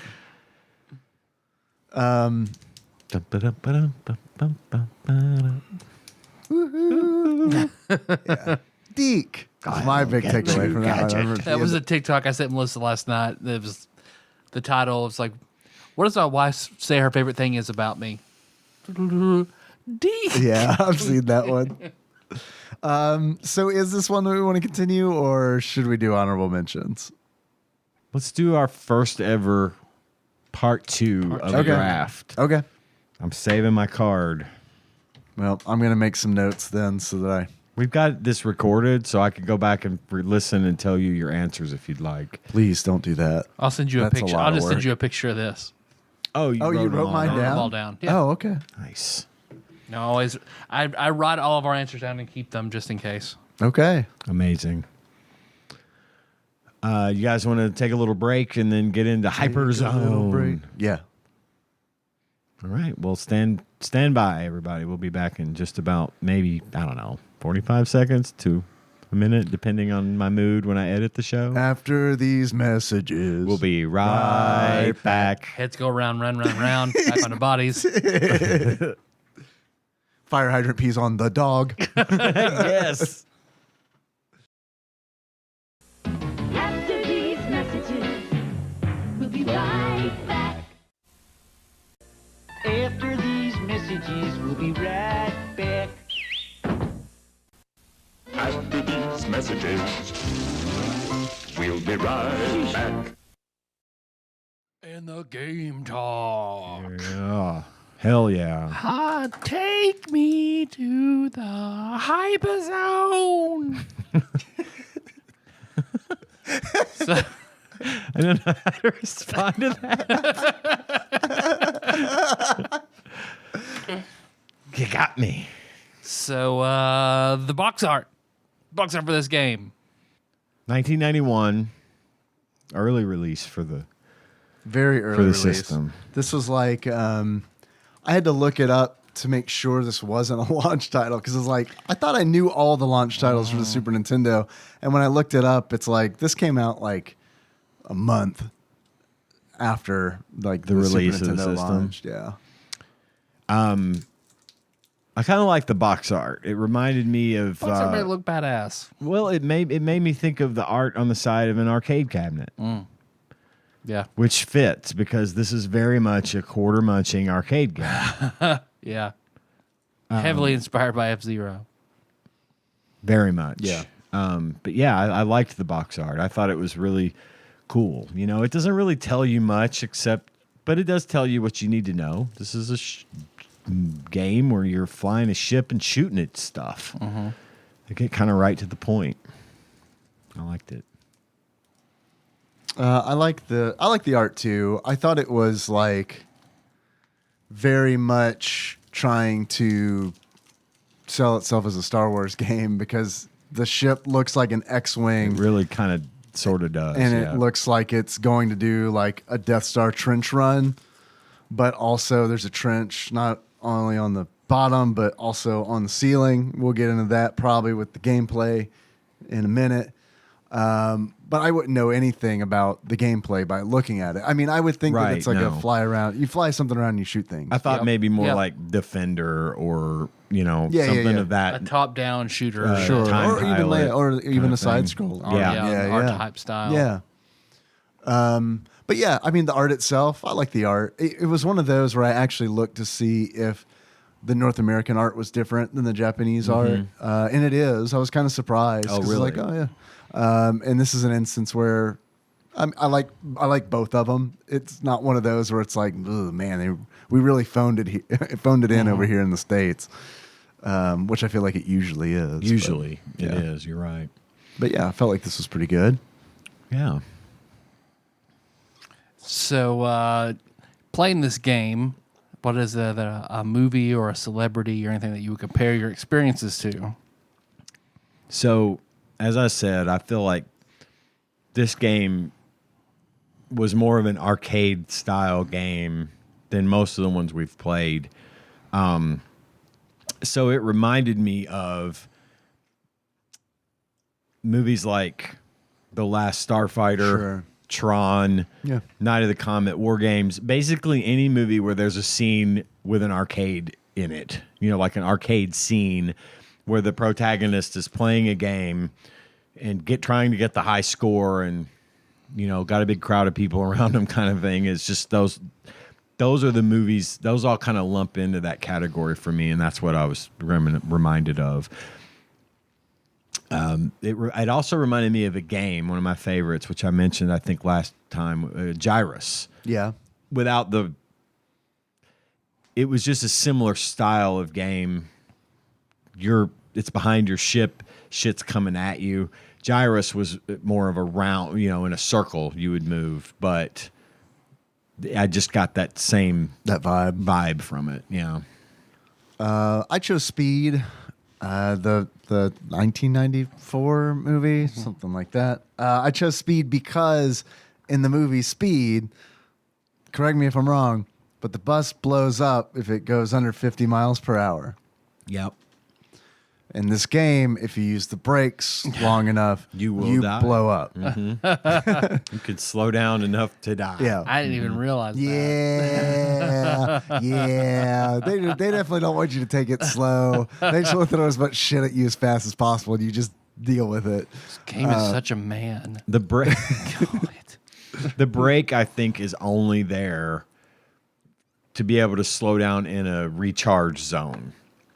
Oh, that's smart. I wish I would have thought of that. Yeah, because I mean, in the game, you're flying down the path, and there's an area where it's like a green strip, and when you fly through that, it charges up your power, but it's usually not long enough to just fly through it normally to get it back up to full. But if you slow down in that zone, you could get to full charge. Man, I think that may have been why that was. I wish I had a big brain that one. Didn't though. Then that power strip, that whole thing is like straight from F-Zero. Oh, yeah. I mean, that is absolutely. We're putting that in our game. So much. Yeah. That's why for me, I chose Eric Stoltz as Marty McFly in Back to the Future. That's good. As this game, where F-Zero is Michael J. Fox as Marty McFly in Back to the Future. Yeah, that's great. Because it's just lacking the charm. A lot of the elements are there, but it's missing the charm that F-Zero has. Yeah, I was, it's funny you bring that up because I was also thinking, like, on my list of, like, why don't I like this game as much as I don't like this game. It was fine. I thought this game was fine. I know we're not at the end of the segment yet, but I thought it was fine, and I kept asking myself, what is it that I don't like about it? And it does not have charm. Yeah. And which is strange from a HAL Laboratory game because that's who published this and developed it. They're charm personified. The Kirby people, the Earthbound folks. People. Yeah. I mean, it's like, their games are charming. But I didn't get that. I got that in one little bit in this game, and that is when you get a high enough score, you get a new ship to fly. Right, and they transfer you to it. Right. They show you the process of the new ship coming down, and then you got like a little guy, like a little mechanic guy floating out there working on the old ship, and you got one, and then you're the pilot, boop, it comes out and goes in the new one. And I was like, that's kind of charming, but like that is it. Yeah. And I don't know. And it's weird that you bring up F-Zero because I mean, obviously we're bringing up F-Zero because this game was like F-Zero, but in like the weirdest ways. In a different direction. Yeah. I don't. SNES Drunk nailed it. His video, he was like, "Oh, HyperZone. You ever wonder what F-Zero would be like as a shooter? This is what it is." Yeah, I haven't seen his video on this one yet. I'll have to check it out. But yeah, I mean, it looks just like F-Zero, other than there are two roads. There's a road on the bottom, and then there's a road above. Yeah. So it's mirrored. The floor is mirrored on the ceiling, and I don't know why that decision was made. I don't think it looks particularly good. It might be so that you can, if you're looking towards the top, avoid, maybe to help keep your eye on the road, right above where you're supposed. Because if you stray off of the path, your ship starts taking damage. Right. And yeah, it doesn't. It is straight. I mean, that is the design, the look, the noise, everything is straight ripped off of F-Zero. Except for the music. I mean, I feel like the music, I know it's the same composer for Kirby, but like, I'm not saying the music was bad, but like it was not exciting. Nothing, I can't even remember it. And no, me neither. And I feel like F-Zero music was exciting. I mean, it was distinctive to the design of every course. Yeah, of course. Absolutely. But this was just not there. I mean, the music I felt like wasn't exciting. I felt like the combat wasn't exciting. I'm sure we're going to get into bad things, but this is just kind of happening organically. But Ian, I think you're right about the road being on the bottom and the road being on top. I think you're right. I think it was mirrored so that it's not like F-Zero where you're stuck on the road. You can pitch. It's a craft that can go up and down. It can move y-axis. It can move on the y-axis. The road's probably up there on top, so you've got some kind of reference of like where the road is. While keeping your eyes on the It'd be top easy to part. veer Right. off because you don't bounce Sure. back. You just veer and start taking tons of damage real fucking fast. Right. Which I hate. I felt like this game was like I realized that Star Fox came out after this game, but like Star Fox is an on-rail shooter that does it way better because you're on rails. You know that you are, but it doesn't feel like it all of the time. And in HyperZone, it feels like you are on rails the entire time because if you go off the rails, you blow up. Yep. And it's like they did that same kind of shit in Star Fox 2, but as well. Yeah. And in Star Fox 2. But they do it where you're flying through corridors. There's segments in that game where it's like, oh, okay, I do have to fly. I have to be real precise with my flying. But it wasn't the entire game where I feel like in HyperZone, it's like, it's so claustrophobic, man, because they're part of the level design and the game design is we're going to narrow this fucking road down as far as it'll fucking go. And we're going to throw 5 generic ass 1920s looking enemies at you. Shapes are going to shoot cotton balls Yeah. at you, Yep. and you either get hit by the cotton ball or you veer off and take damage. Yep. Choose. Yes. Can I break? Not for long. Yeah. So yeah. Are we still doing Nick Cage, or are we switching to a new celebrity? I don't think we haven't talked about it. Last we talked, we weren't going to do Nick Cage, but I'm just gonna say that the Nick Cage thing that this reminds me of is HyperZone because I hear he designed it. I've heard that as well. I'm just making up things now about Nick Cage. Been doing that for It's weeks. probably pretty close. Yeah. He didn't play the daughter in True Lies? We'll never know. Well, can we say 3 good things about this game? I can. I like this game. Yeah. I admit that it's not robust and it's not, but I think for someone who likes the sort of arcade style, pick them up and go, see how far I can get this time around, learn from your mistakes, develop strategies, albeit limited ones. I think it was fine. I had a good time playing it. I know it was very F-Zero derivative, and I understand all that. And I mean, that's not necessarily a bad thing. No, I think it had plenty of bad things about it, but for me, I thought it was a fine, enjoyable experience. I mean, it was easy to pick up and just play, and that was my Yes, I first agree with thing that. about that I picked on my good list was that I was just there's no options except Oh boy, yes. the one that I was most grateful. The Girl- one and only girl, option I same. wanted was there, Right. Which is to reverse. But it's up- named right. It's named called weird. Reverse. Reverse or normal. Or and normal. at first, I thought it meant, do you want to run the tracks in reverse? Right. Because that's like a typical racing thing. I started. And then- I started a game, Uh-huh. and it wasn't inverted. Inverted I played controls. everything inverted. Like, Yeah. I play shooters inverted. Oh, I don't. But anything where you're flying a ship, Flying a ship. I played it. It wasn't inverted, and I was like, "Wait a minute, that's what that means." Same. Stop the game. Yes, Switch same. to reverse, and then I started having Same. fun with it. Yes. So Oh, that man, was it my. That was my second good thing is that they give you the option to switch to reverse the up and down. Yeah. Reverse the Y-axis. Dude, default was like trying to wipe with my right hand. I get it. Again, I liked the interface. I thought the information at the top was clear, easy to understand. It wasn't invasive, but there was enough of it there to see. I liked the fact that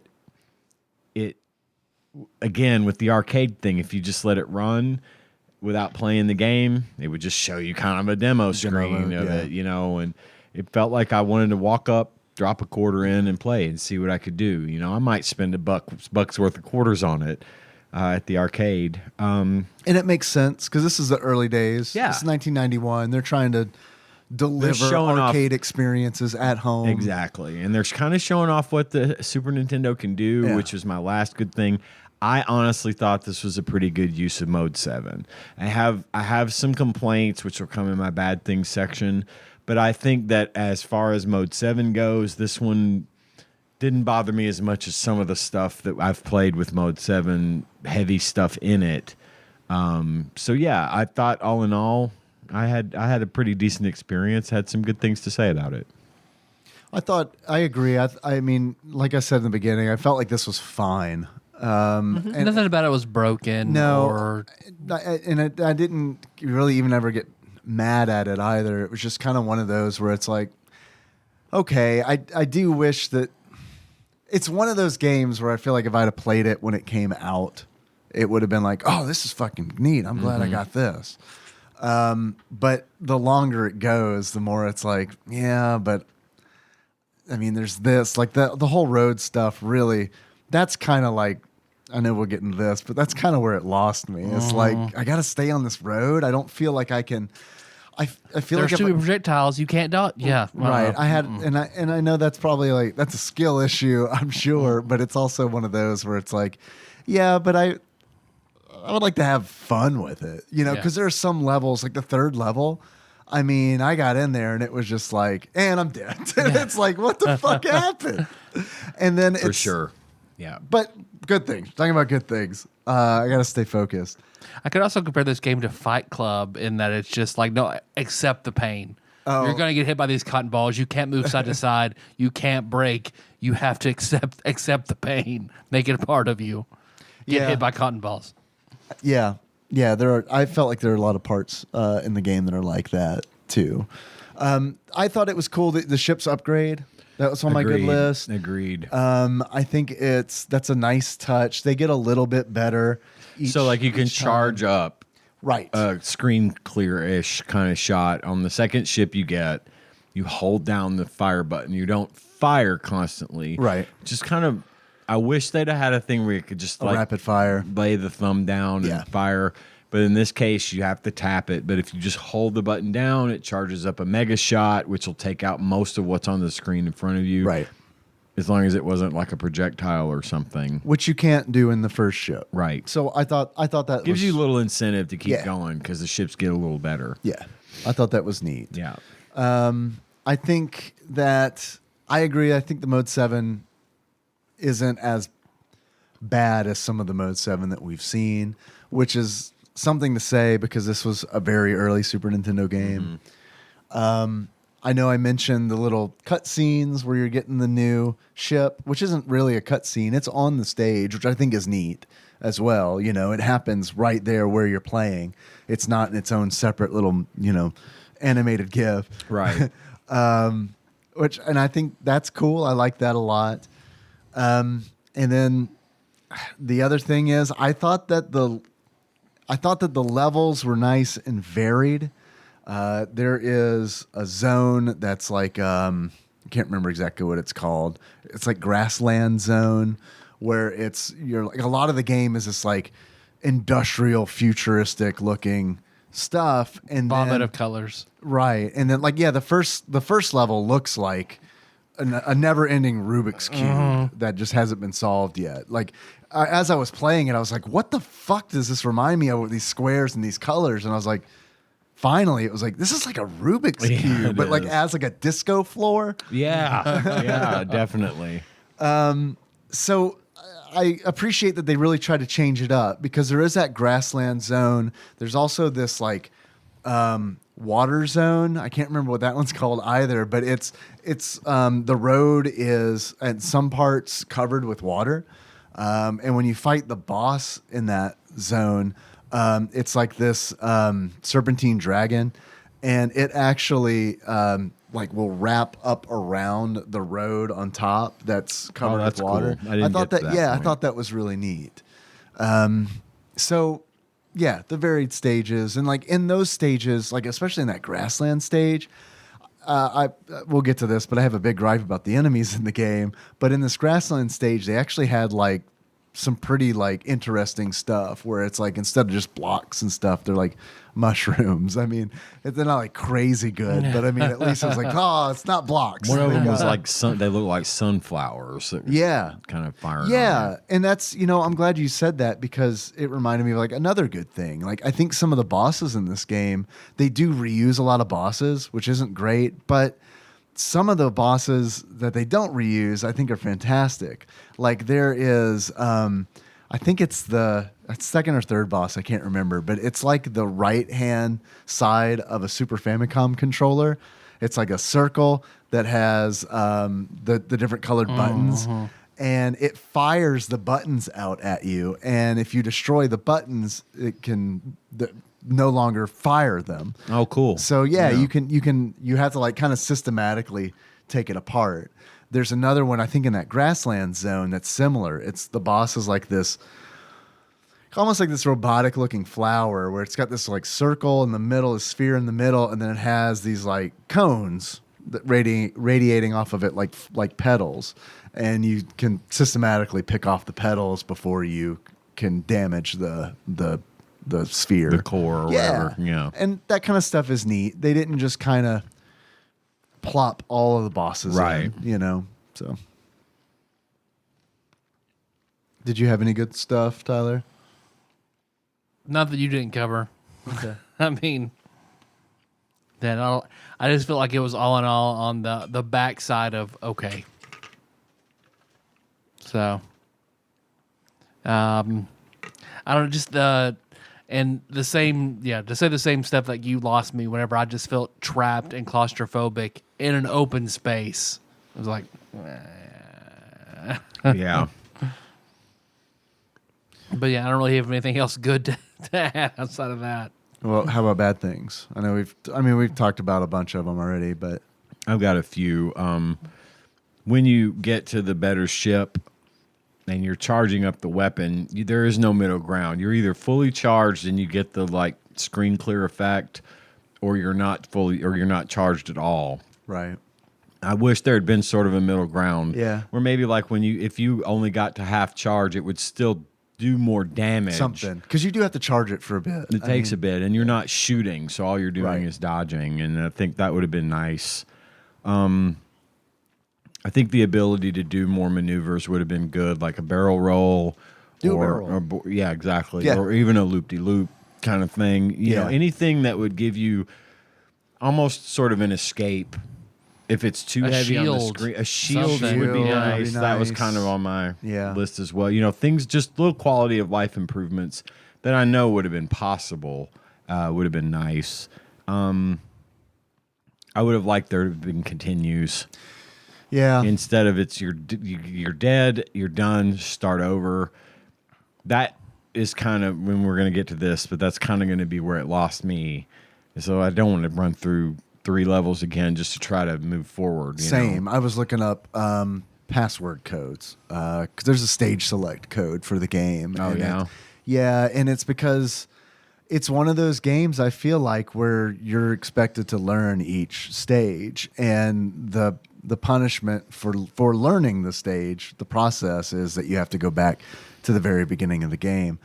I know that's how video games worked, Right. in but- that era, but it's tough. That's tough because Yeah. it's like I feel like that's a situation where it's like you really have to like the game in order to go through all of that. And I think we kind of got into that with True Lies a little bit too. Yeah.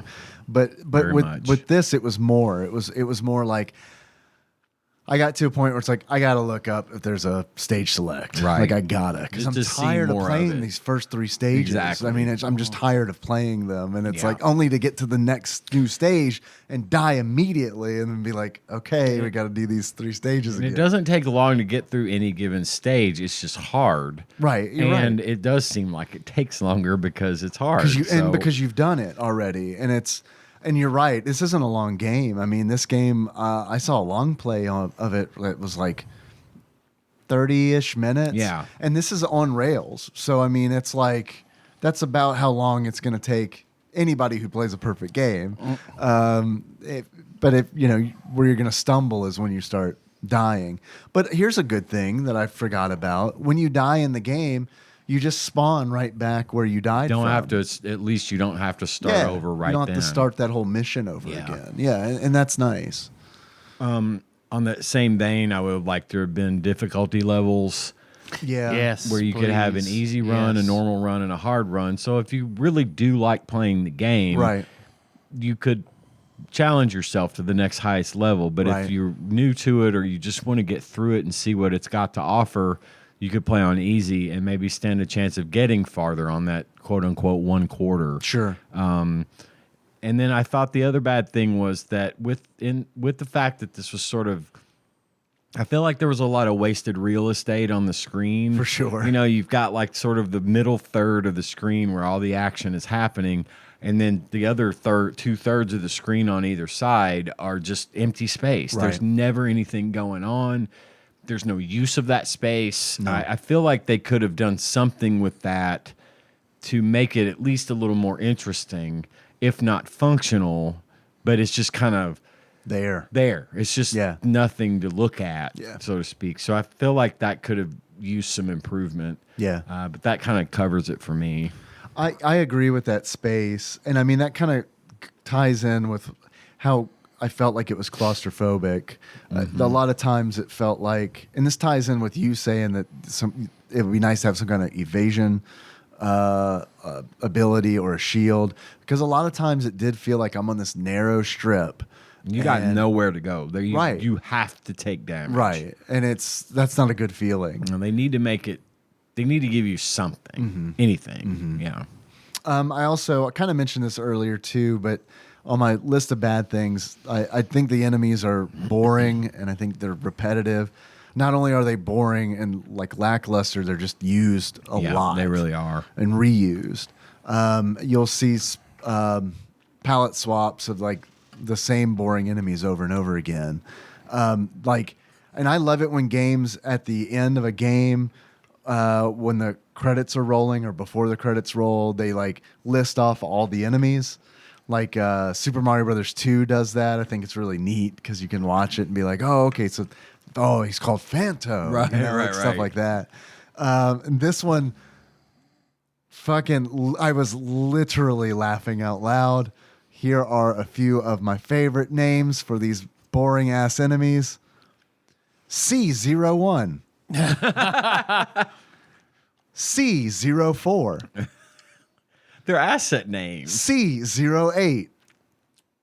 Board Y.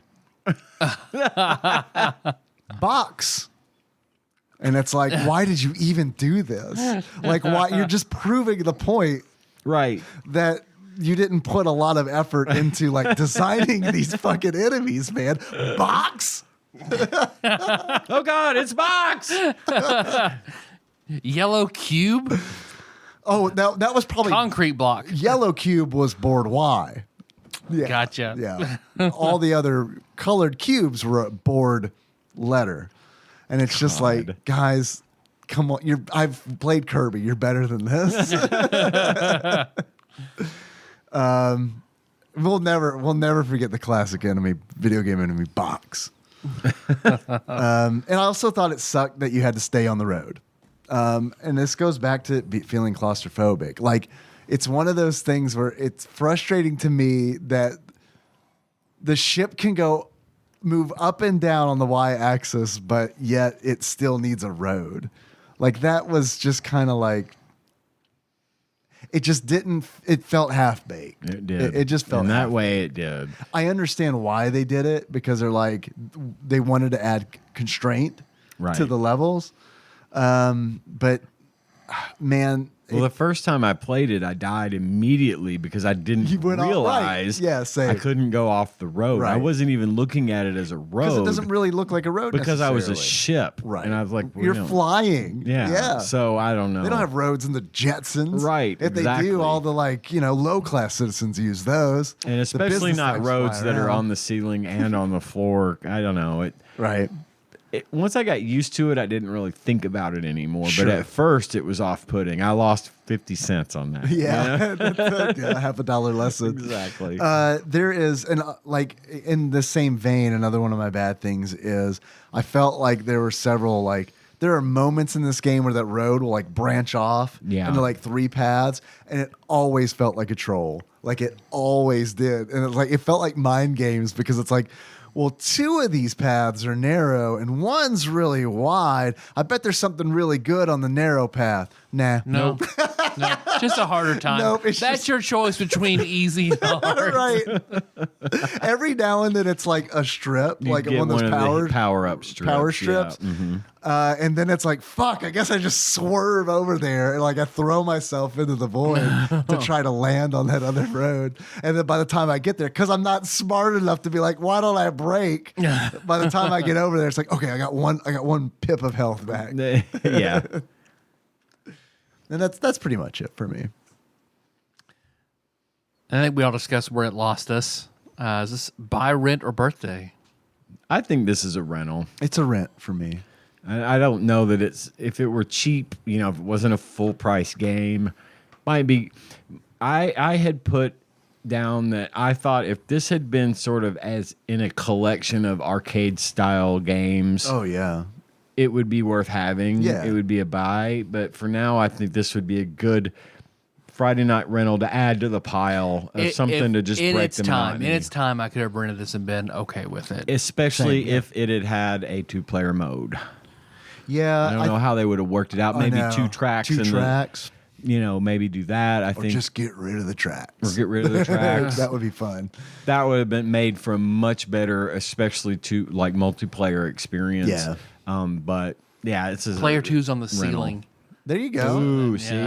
there. There you go. So it's a definite rental for me. But and I wouldn't have been mad if I'd have gotten it for my birthday. I just either would have beaten it and never played it again, or gotten frustrated with it and probably never played it again. Yeah.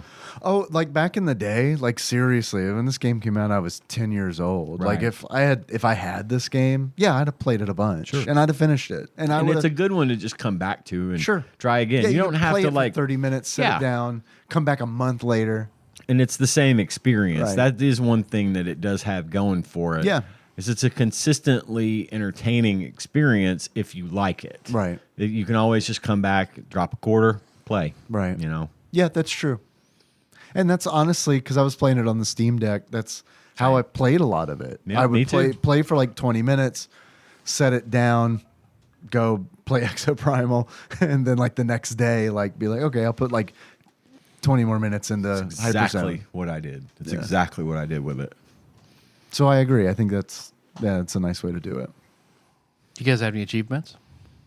I have 2. What you got? My first one is roads. Where we're going, we don't need roads. Damn it, you took mine. And to get that achievement, you stray off the path and destroy your ship. Yep. I got it. Is that the same? Did you pick it? Exactly the same. 100% the I love same. that. I love that you did that. I have one that's very similar. Okay. Do you want to do it or do my last It's one? up to you, man. Go ahead. Where we're going, we absolutely need roads. In order to unlock where we're going, we absolutely need roads. You travel to a distant future where cars fly, but you still need roads. In fact, you need roads so bad, you need 2 of them. One on top and one on bottom. Yes. I love that we all did that. I think that is great, or some variation of it. And my second one was hyped to be in the zone. Nice. And to get hyped to be in the zone, you slow down in a refueling zone to fill your health all the way up. Nice. Dave, what else do you have? I've got one called Stonks. So in this game, lives are called stocks, and they are indicated by these little yellow pips on your UI. Yeah. Which is one of those where it's like, that's a cool idea, But fuck, man, it sucks to be playing and be like, oh shit, how many lives do I have? And look up, and it's like, I can't fucking count those right now.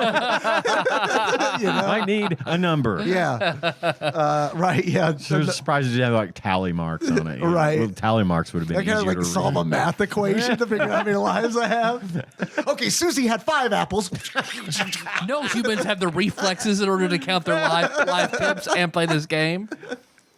You have to be a Jedi. So stonks, in order to unlock stonks, you gain an extra life, you gain a stock, and then immediately after die and lose it and all of your remaining lives, which definitely happened to me multiple times.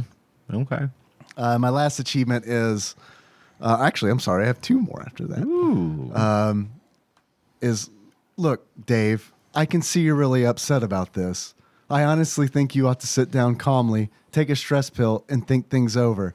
I know I've made some very poor decisions recently, but I can give you my complete assurance that my work will be back to normal. Dave, stop. Stop. Will you? Stop, Dave. Will you stop, Dave?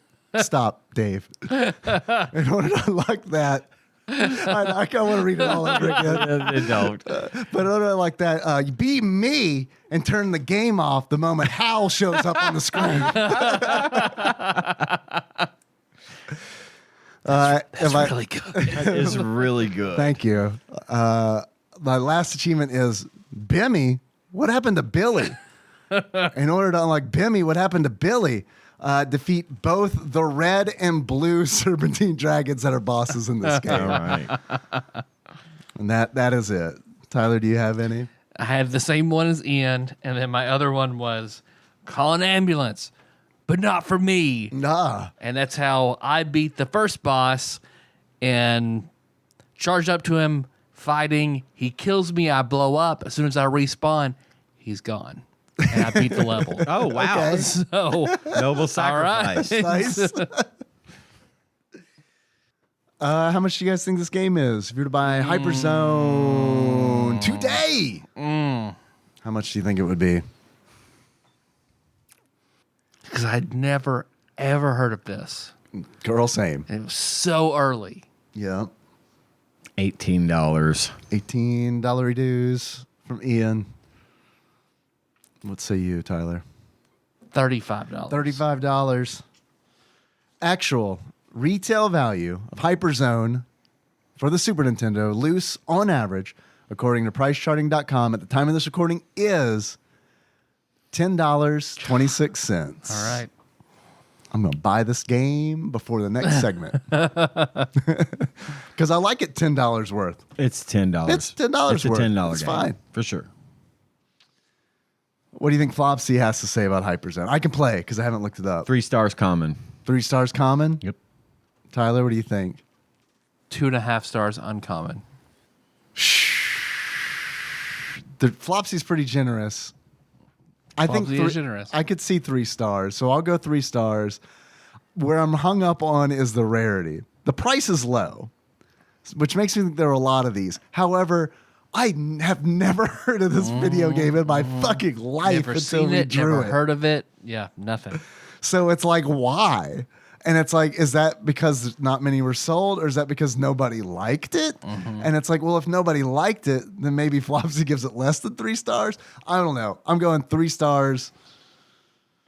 I'll go 3 stars. It's got to be common. It has to be for that price to be that low. I mean, otherwise, IRM Skins game, man, that's always my sticking point. that is true. Yeah. Because it's hard to say. That is true. And I liked that one. And I was surprised on it. Okay. Now just got to give me 5 minutes to find it. Get in the zone. The HyperZone. Get in the zone. HyperZone. HyperZone. According to Flopsy, a.k.a. the Ultimate Nintendo Guide to the SNES Library, 1991 to 1998 by Pat Contry, courtesy of Monster Mold Mike and a shadowy benefactor. HyperZone is a 3.5 star game. Oh, a little high. Oh, okay. Rarity is uncommon. Okay. Published or release date September 1991. They were kind My to it. gut They were told very me kind. uncommon, Yeah. but I figured with it being such an early release And that low of a price. I figured that was one of those that like we only have like 8 games to choose from, so we're gonna put a shitload of them out there, and someone will buy it. So Yeah. And I mean, I don't know, man. I don't know what the sales are like on it, but I do feel like it's kind of weird that they didn't publish more of them with the Super Nintendo like just coming out. And people were, I remember when it came out, I mean, Super Mario World was great.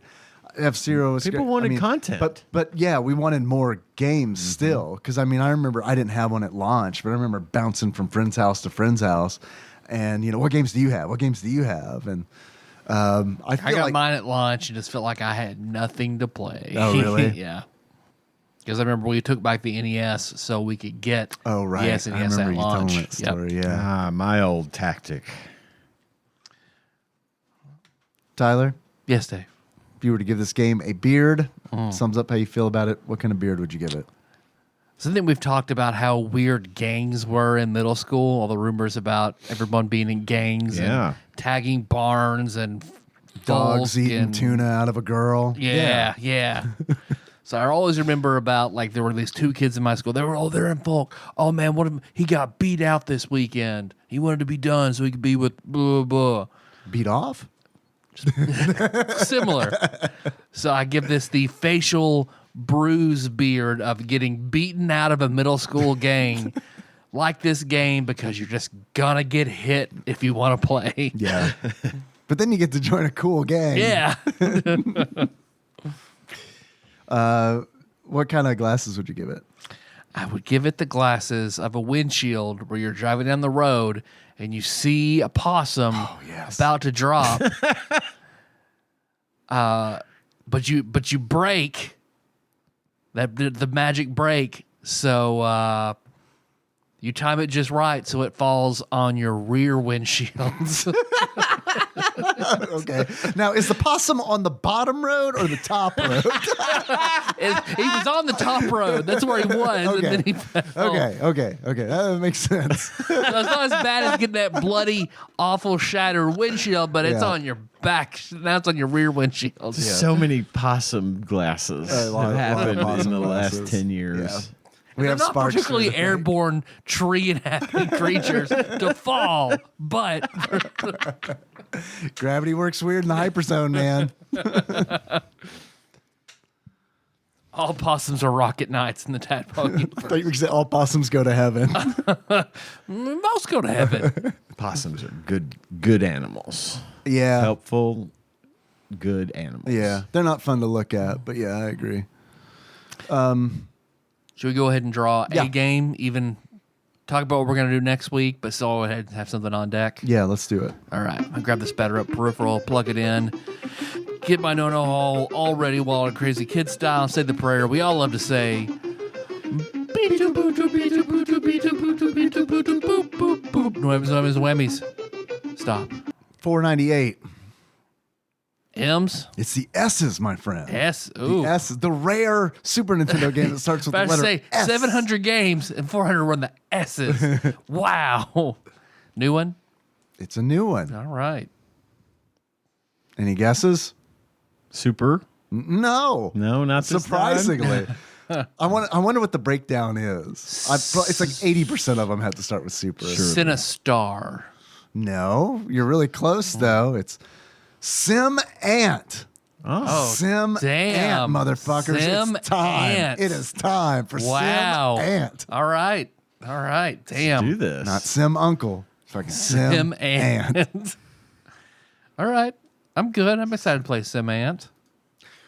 We'll see how we feel about that when we actually do it. It probably won't last long, but yeah. At least it's there now. Okay, well, we want to go ahead and take a break for segment 3. Yes. Sure. Let's Okay. do that. Back in a minute with Community Corner.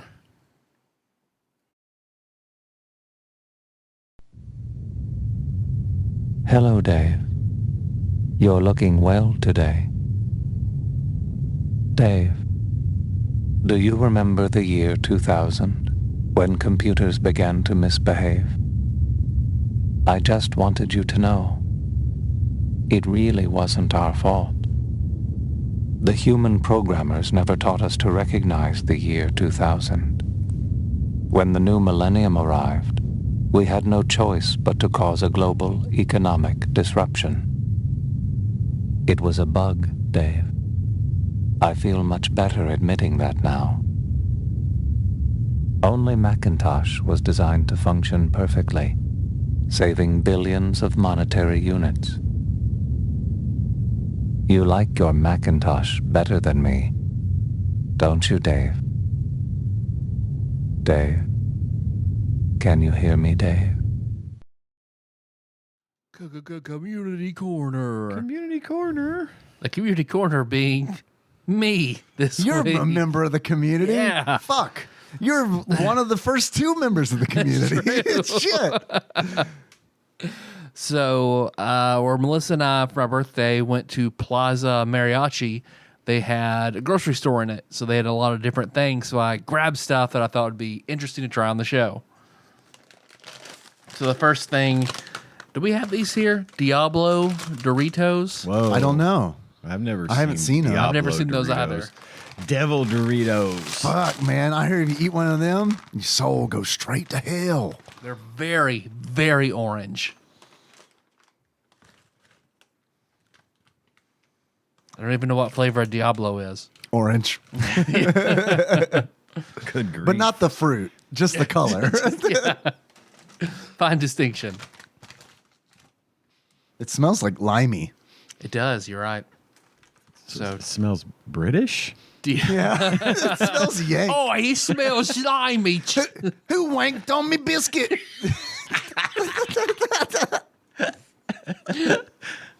Get this all over me boat race. Diablo Doritos. All right, let's do it.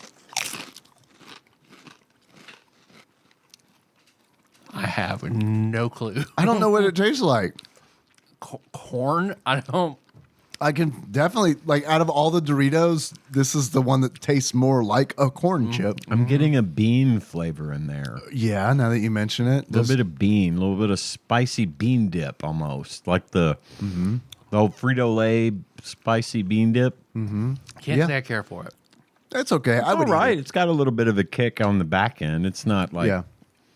devil hot. If No. I had to say, was it as hot as the devil? Hell no. Hell no. That was fun. The other thing, not from Plaza Mariachi, but Anna went to Buc-ee's and brought back habanero pork rinds. Habanero pork rinds. I bet those are going to be real fucking good. I've been really into the salt vinegar pork rinds. Dude, pork rinds. I Those are love great. pork rinds, man. And they're really low in like they don't have carbs in No, them, they're and no they've carbs, got right? some protein. But yeah, I like them. They're a good snack. Lots of air. I'm going to treat myself and get a big boy. Okay. Buc-ee's brand habanero pork rinds. God damn it. God, it's so good already. That's a good soft pork rind too. It crunches just right. That Good- one burns good your bite. tongue. Shit. I'll have one more of those. Definitely smoky on the back end, too. Yeah, for sure. I'm not gonna have more, but that was really, really delicious. Yeah, it's great. I haven't been to Buc-ee's yet. I've never been to one either, and We're I'm getting ready. one, aren't we? I don't I think was so. thinking we were getting a Buc-ee's. I know there is one in, like, northern Kentucky. My mom went to one recently, and she was talking about how nuts it is. How it's like a Walmart, but a gas station. There's one in between here in St. Louis called Wally's. Yeah. But it's you could if you see it, it's got like 1,000 gas pumps and a big giant store. I think it's kind of The same kind deal. of concept. The next thing I have is Zombo's Original Plantain Chips. I love a good plantain chip. I don't know that I've ever had one. I'm not a fan of plantains. I think I'm going to pass on this one. Okay. You're not a plantain Jane? I'm not. There's a Cuban restaurant in Louisville called Havana Rumba, Ah, Cuban. where they meat. do. Cuban. Yes, Cuban bee. There are no tortilla chips. Everything is plantain chips, and they're like meaty queso with the plantain chips is fucking phenomenal. And then I like Peruvian chicken with plantain chips. I think that's great. So I'll try one. Cool. plantain chip. You're gonna try one too? Yeah. Cool.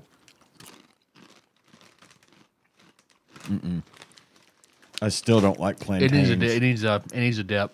It's Not- okay. I mean, Yeah, with a dip, I could deal with it, but there's something about that Not flavor. to be eaten by. It's starchy. It's very starchy. it is very starchy. It's a good way of describing it.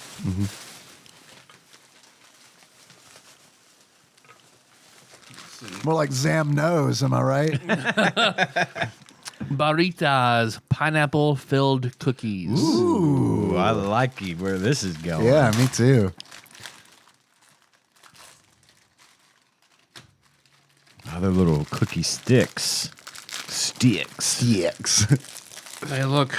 They look I like would give those to big old you Fig guys. Newton Yeah, type it looks like things, Fig don't Newton. they? Like a long Big Newton. Oh, it is a long boy. Looks like a pineapple hot dog. Want to split this? it's a I'm not- log Let's Newton. split it. Here, you can break off I'll hold it. We'll do it together. Oh, man, that was magical. Right down the middle. I know, right? Barritas pina cookies. Yeah, just a fucking Big Newton. Mm-hmm.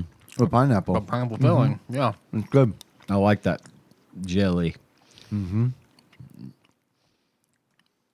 It's like that weird jelly that's on those cookies in the Christmas tins. Like it's existed for a very long time and dried up, but I like that. I Like like a that long texture. time. Yeah, Sponge.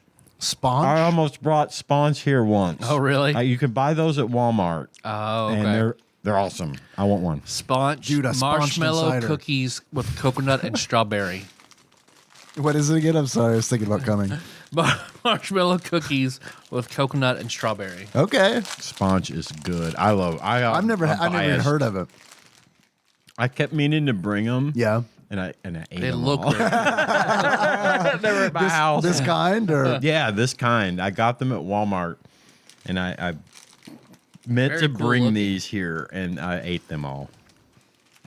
Sponge. sponge? Don't mind me. Just looking at the things. Okay. Down Oh, the hatch. They got like a little sponge. Oh, they do. It says sponge on the logo bottom. it, yeah. These actually do have the jelly that's on Christmas cookies It right does. in the middle. The way you said, I expected these cookies. Oh, these cookies. Yeah, that is, I see why you ate those. They're so good. This is the most junk food I've had in like a month or Girl, more. same. I'll save this when we have cups, but pineapple soda. What brand is it? Yupinta? Jupina. Jupina? Okay. And the last thing, these was at the dollar store. I thought they were really good.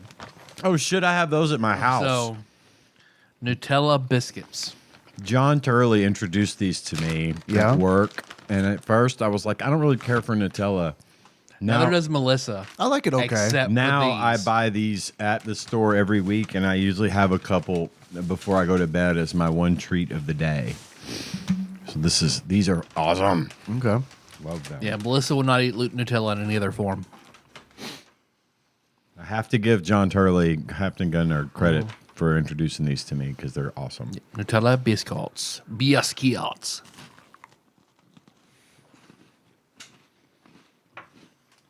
Oh, it's nice. The cookie top is like floating on top of the Nutella. I really like these. Yeah, this is really good. They kind of remind me of those panda cookies. Do you know what I'm talking about? Oh, God, the panda yeah, they cookies kind are of so remind me fucking about good. that. Like, yeah. I'm full. Well, that's all I got. We was timed that out good. pretty well. Thank you. Yeah, man. Thanks. Yeah. That was a 5 for 6 for me. Yeah. I didn't care for the plantain chips, but everything else was really good. That's Yeah. rare. Yeah. That's really rare. And my mouth is still burning from the habanero pork rind a little. So Have you been to that the Mexican ice cream shop on Southside yet? I haven't yet. I really want. It just opened. I really want to go. What sets it apart from not Mexican ice cream? I don't know. Oh, so you haven't heard anything about it or anything? I just saw it. I saw it opening. Melissa and I tried to go, but it wasn't open yet. But now it is. They're connected to Milindo. Oh, okay.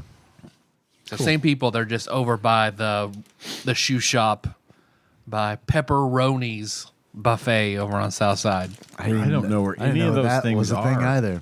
Pepper. It's pepper. 2 words. Pepperoni pizza buffet that replaced the cafeteria that was over there. Oh, the Or whole replaced the house. station. Yeah. Oh, okay. All right. Yeah, I live over there too. I don't drive there. I just go to work. You know what I mean? Yep. It's like I can literally be like, somebody be like, hey, where do you go each week? 3 places. Really? Yeah, literally 3 places. Well, thanks for listening, everybody. You can find the show on not Stitcher, not SoundCloud, but we are on Spotify, YouTube, Google Play, everywhere. Just Google MySpace. TADPOG. Not what did I get? What did somebody say? I'm getting Tap Dog on the YouTube on the YouTube channel.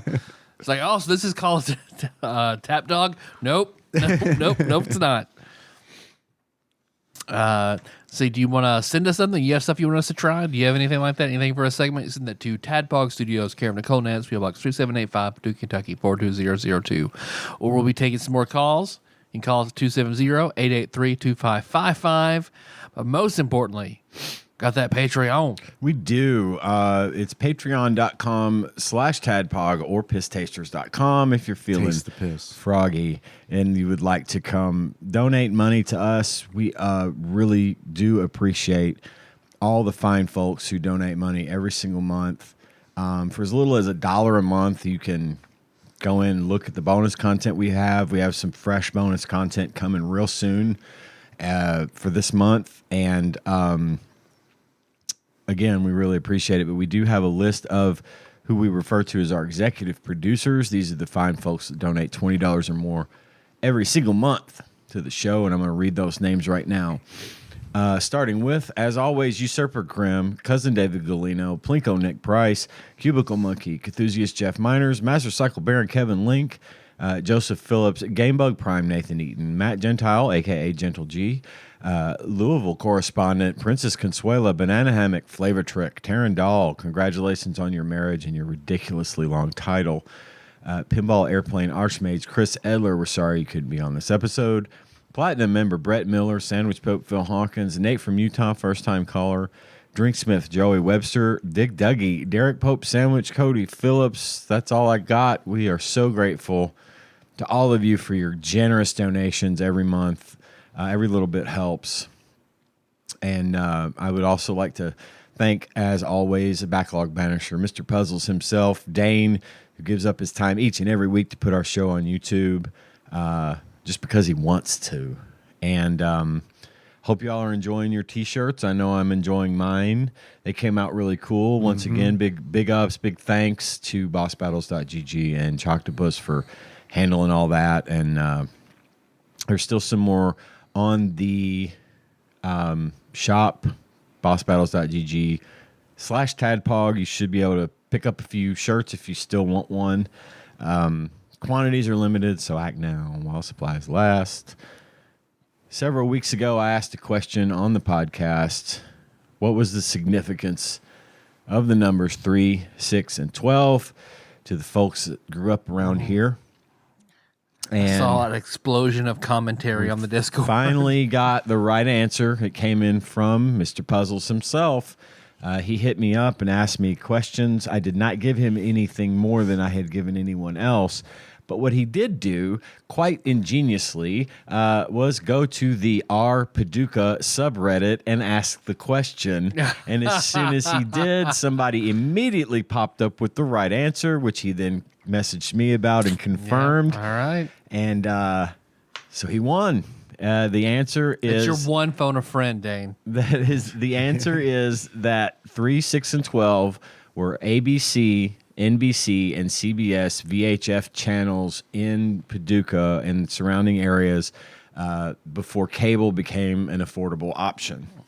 And that was most cases that were the only no channels longer we had. an affordable option. Right. Those channel numbers are still valid. You can still pick up those channels over the air at those numbers. So anyway, yeah, Dane managed to suss out the answer. I So, assumed he went to the metadata. well, I know and the you- thing I know you is, hid it I in the hid the metadata, answer right. when it wasn't a clue. It was the answer to the question right. was in the metadata for the episode of Hook. And he did actually find that and post it in the Discord, which if you'd like to get in on this kind of fun stuff and talk to us, you can do it bit.ly/TADPOG Discord. I'm going to try to, I don't know if I'm going to do it tonight, guys. Dane and I owe somebody else some stuff. You figure it out. I've got it in here. I've got stuff I need to send to people from a big toy box. I said I was going to do it this week. I don't know if I'm going to do it this week. Oh, is it the winner of the pinball tournament? Yes. Greenleaf. Yes. Thank you.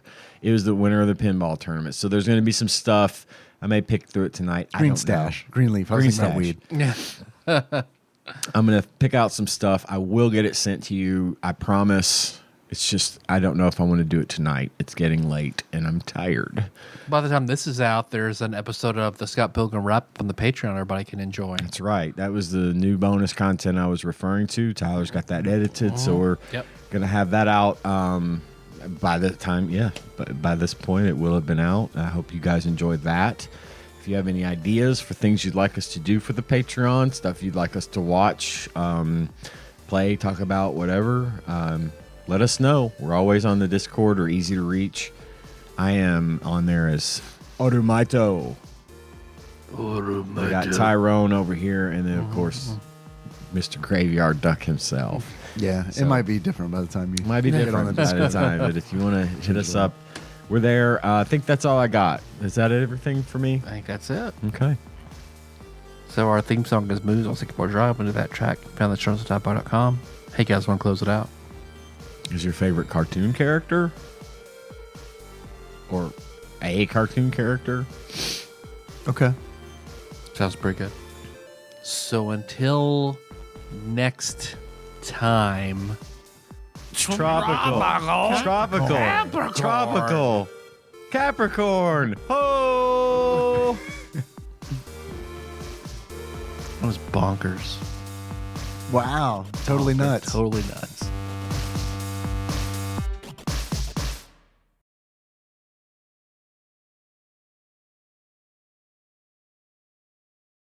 And now, a dramatic reading. Oh, when you walk by every night talking sweet and looking fine, I get kinda hectic inside. Baby, I'm so into you. Darling, if you only knew all the things that flow through my mind. But it's just a sweet, sweet fantasy, baby. When I close my eyes, you come and you take me. It's so deep in my daydreams. But it's just a sweet, sweet fantasy, baby. Images of rapture creep into me slowly as you're going to my head. My heart beats faster when you take over time and time again. But it's just a sweet, sweet fantasy, baby. When I close my eyes, you come and take me so deep in my daydreams. But it's just a sweet, sweet fantasy, baby. That was creepy as fuck. Yeah. You know, taken in the wrong context, that could be considered like, you know, red flag. Yeah. It's Mariah. You got to She choose on carefully fire. who sings it. And how they sing Robin it. Thicke ain't going to pull it off.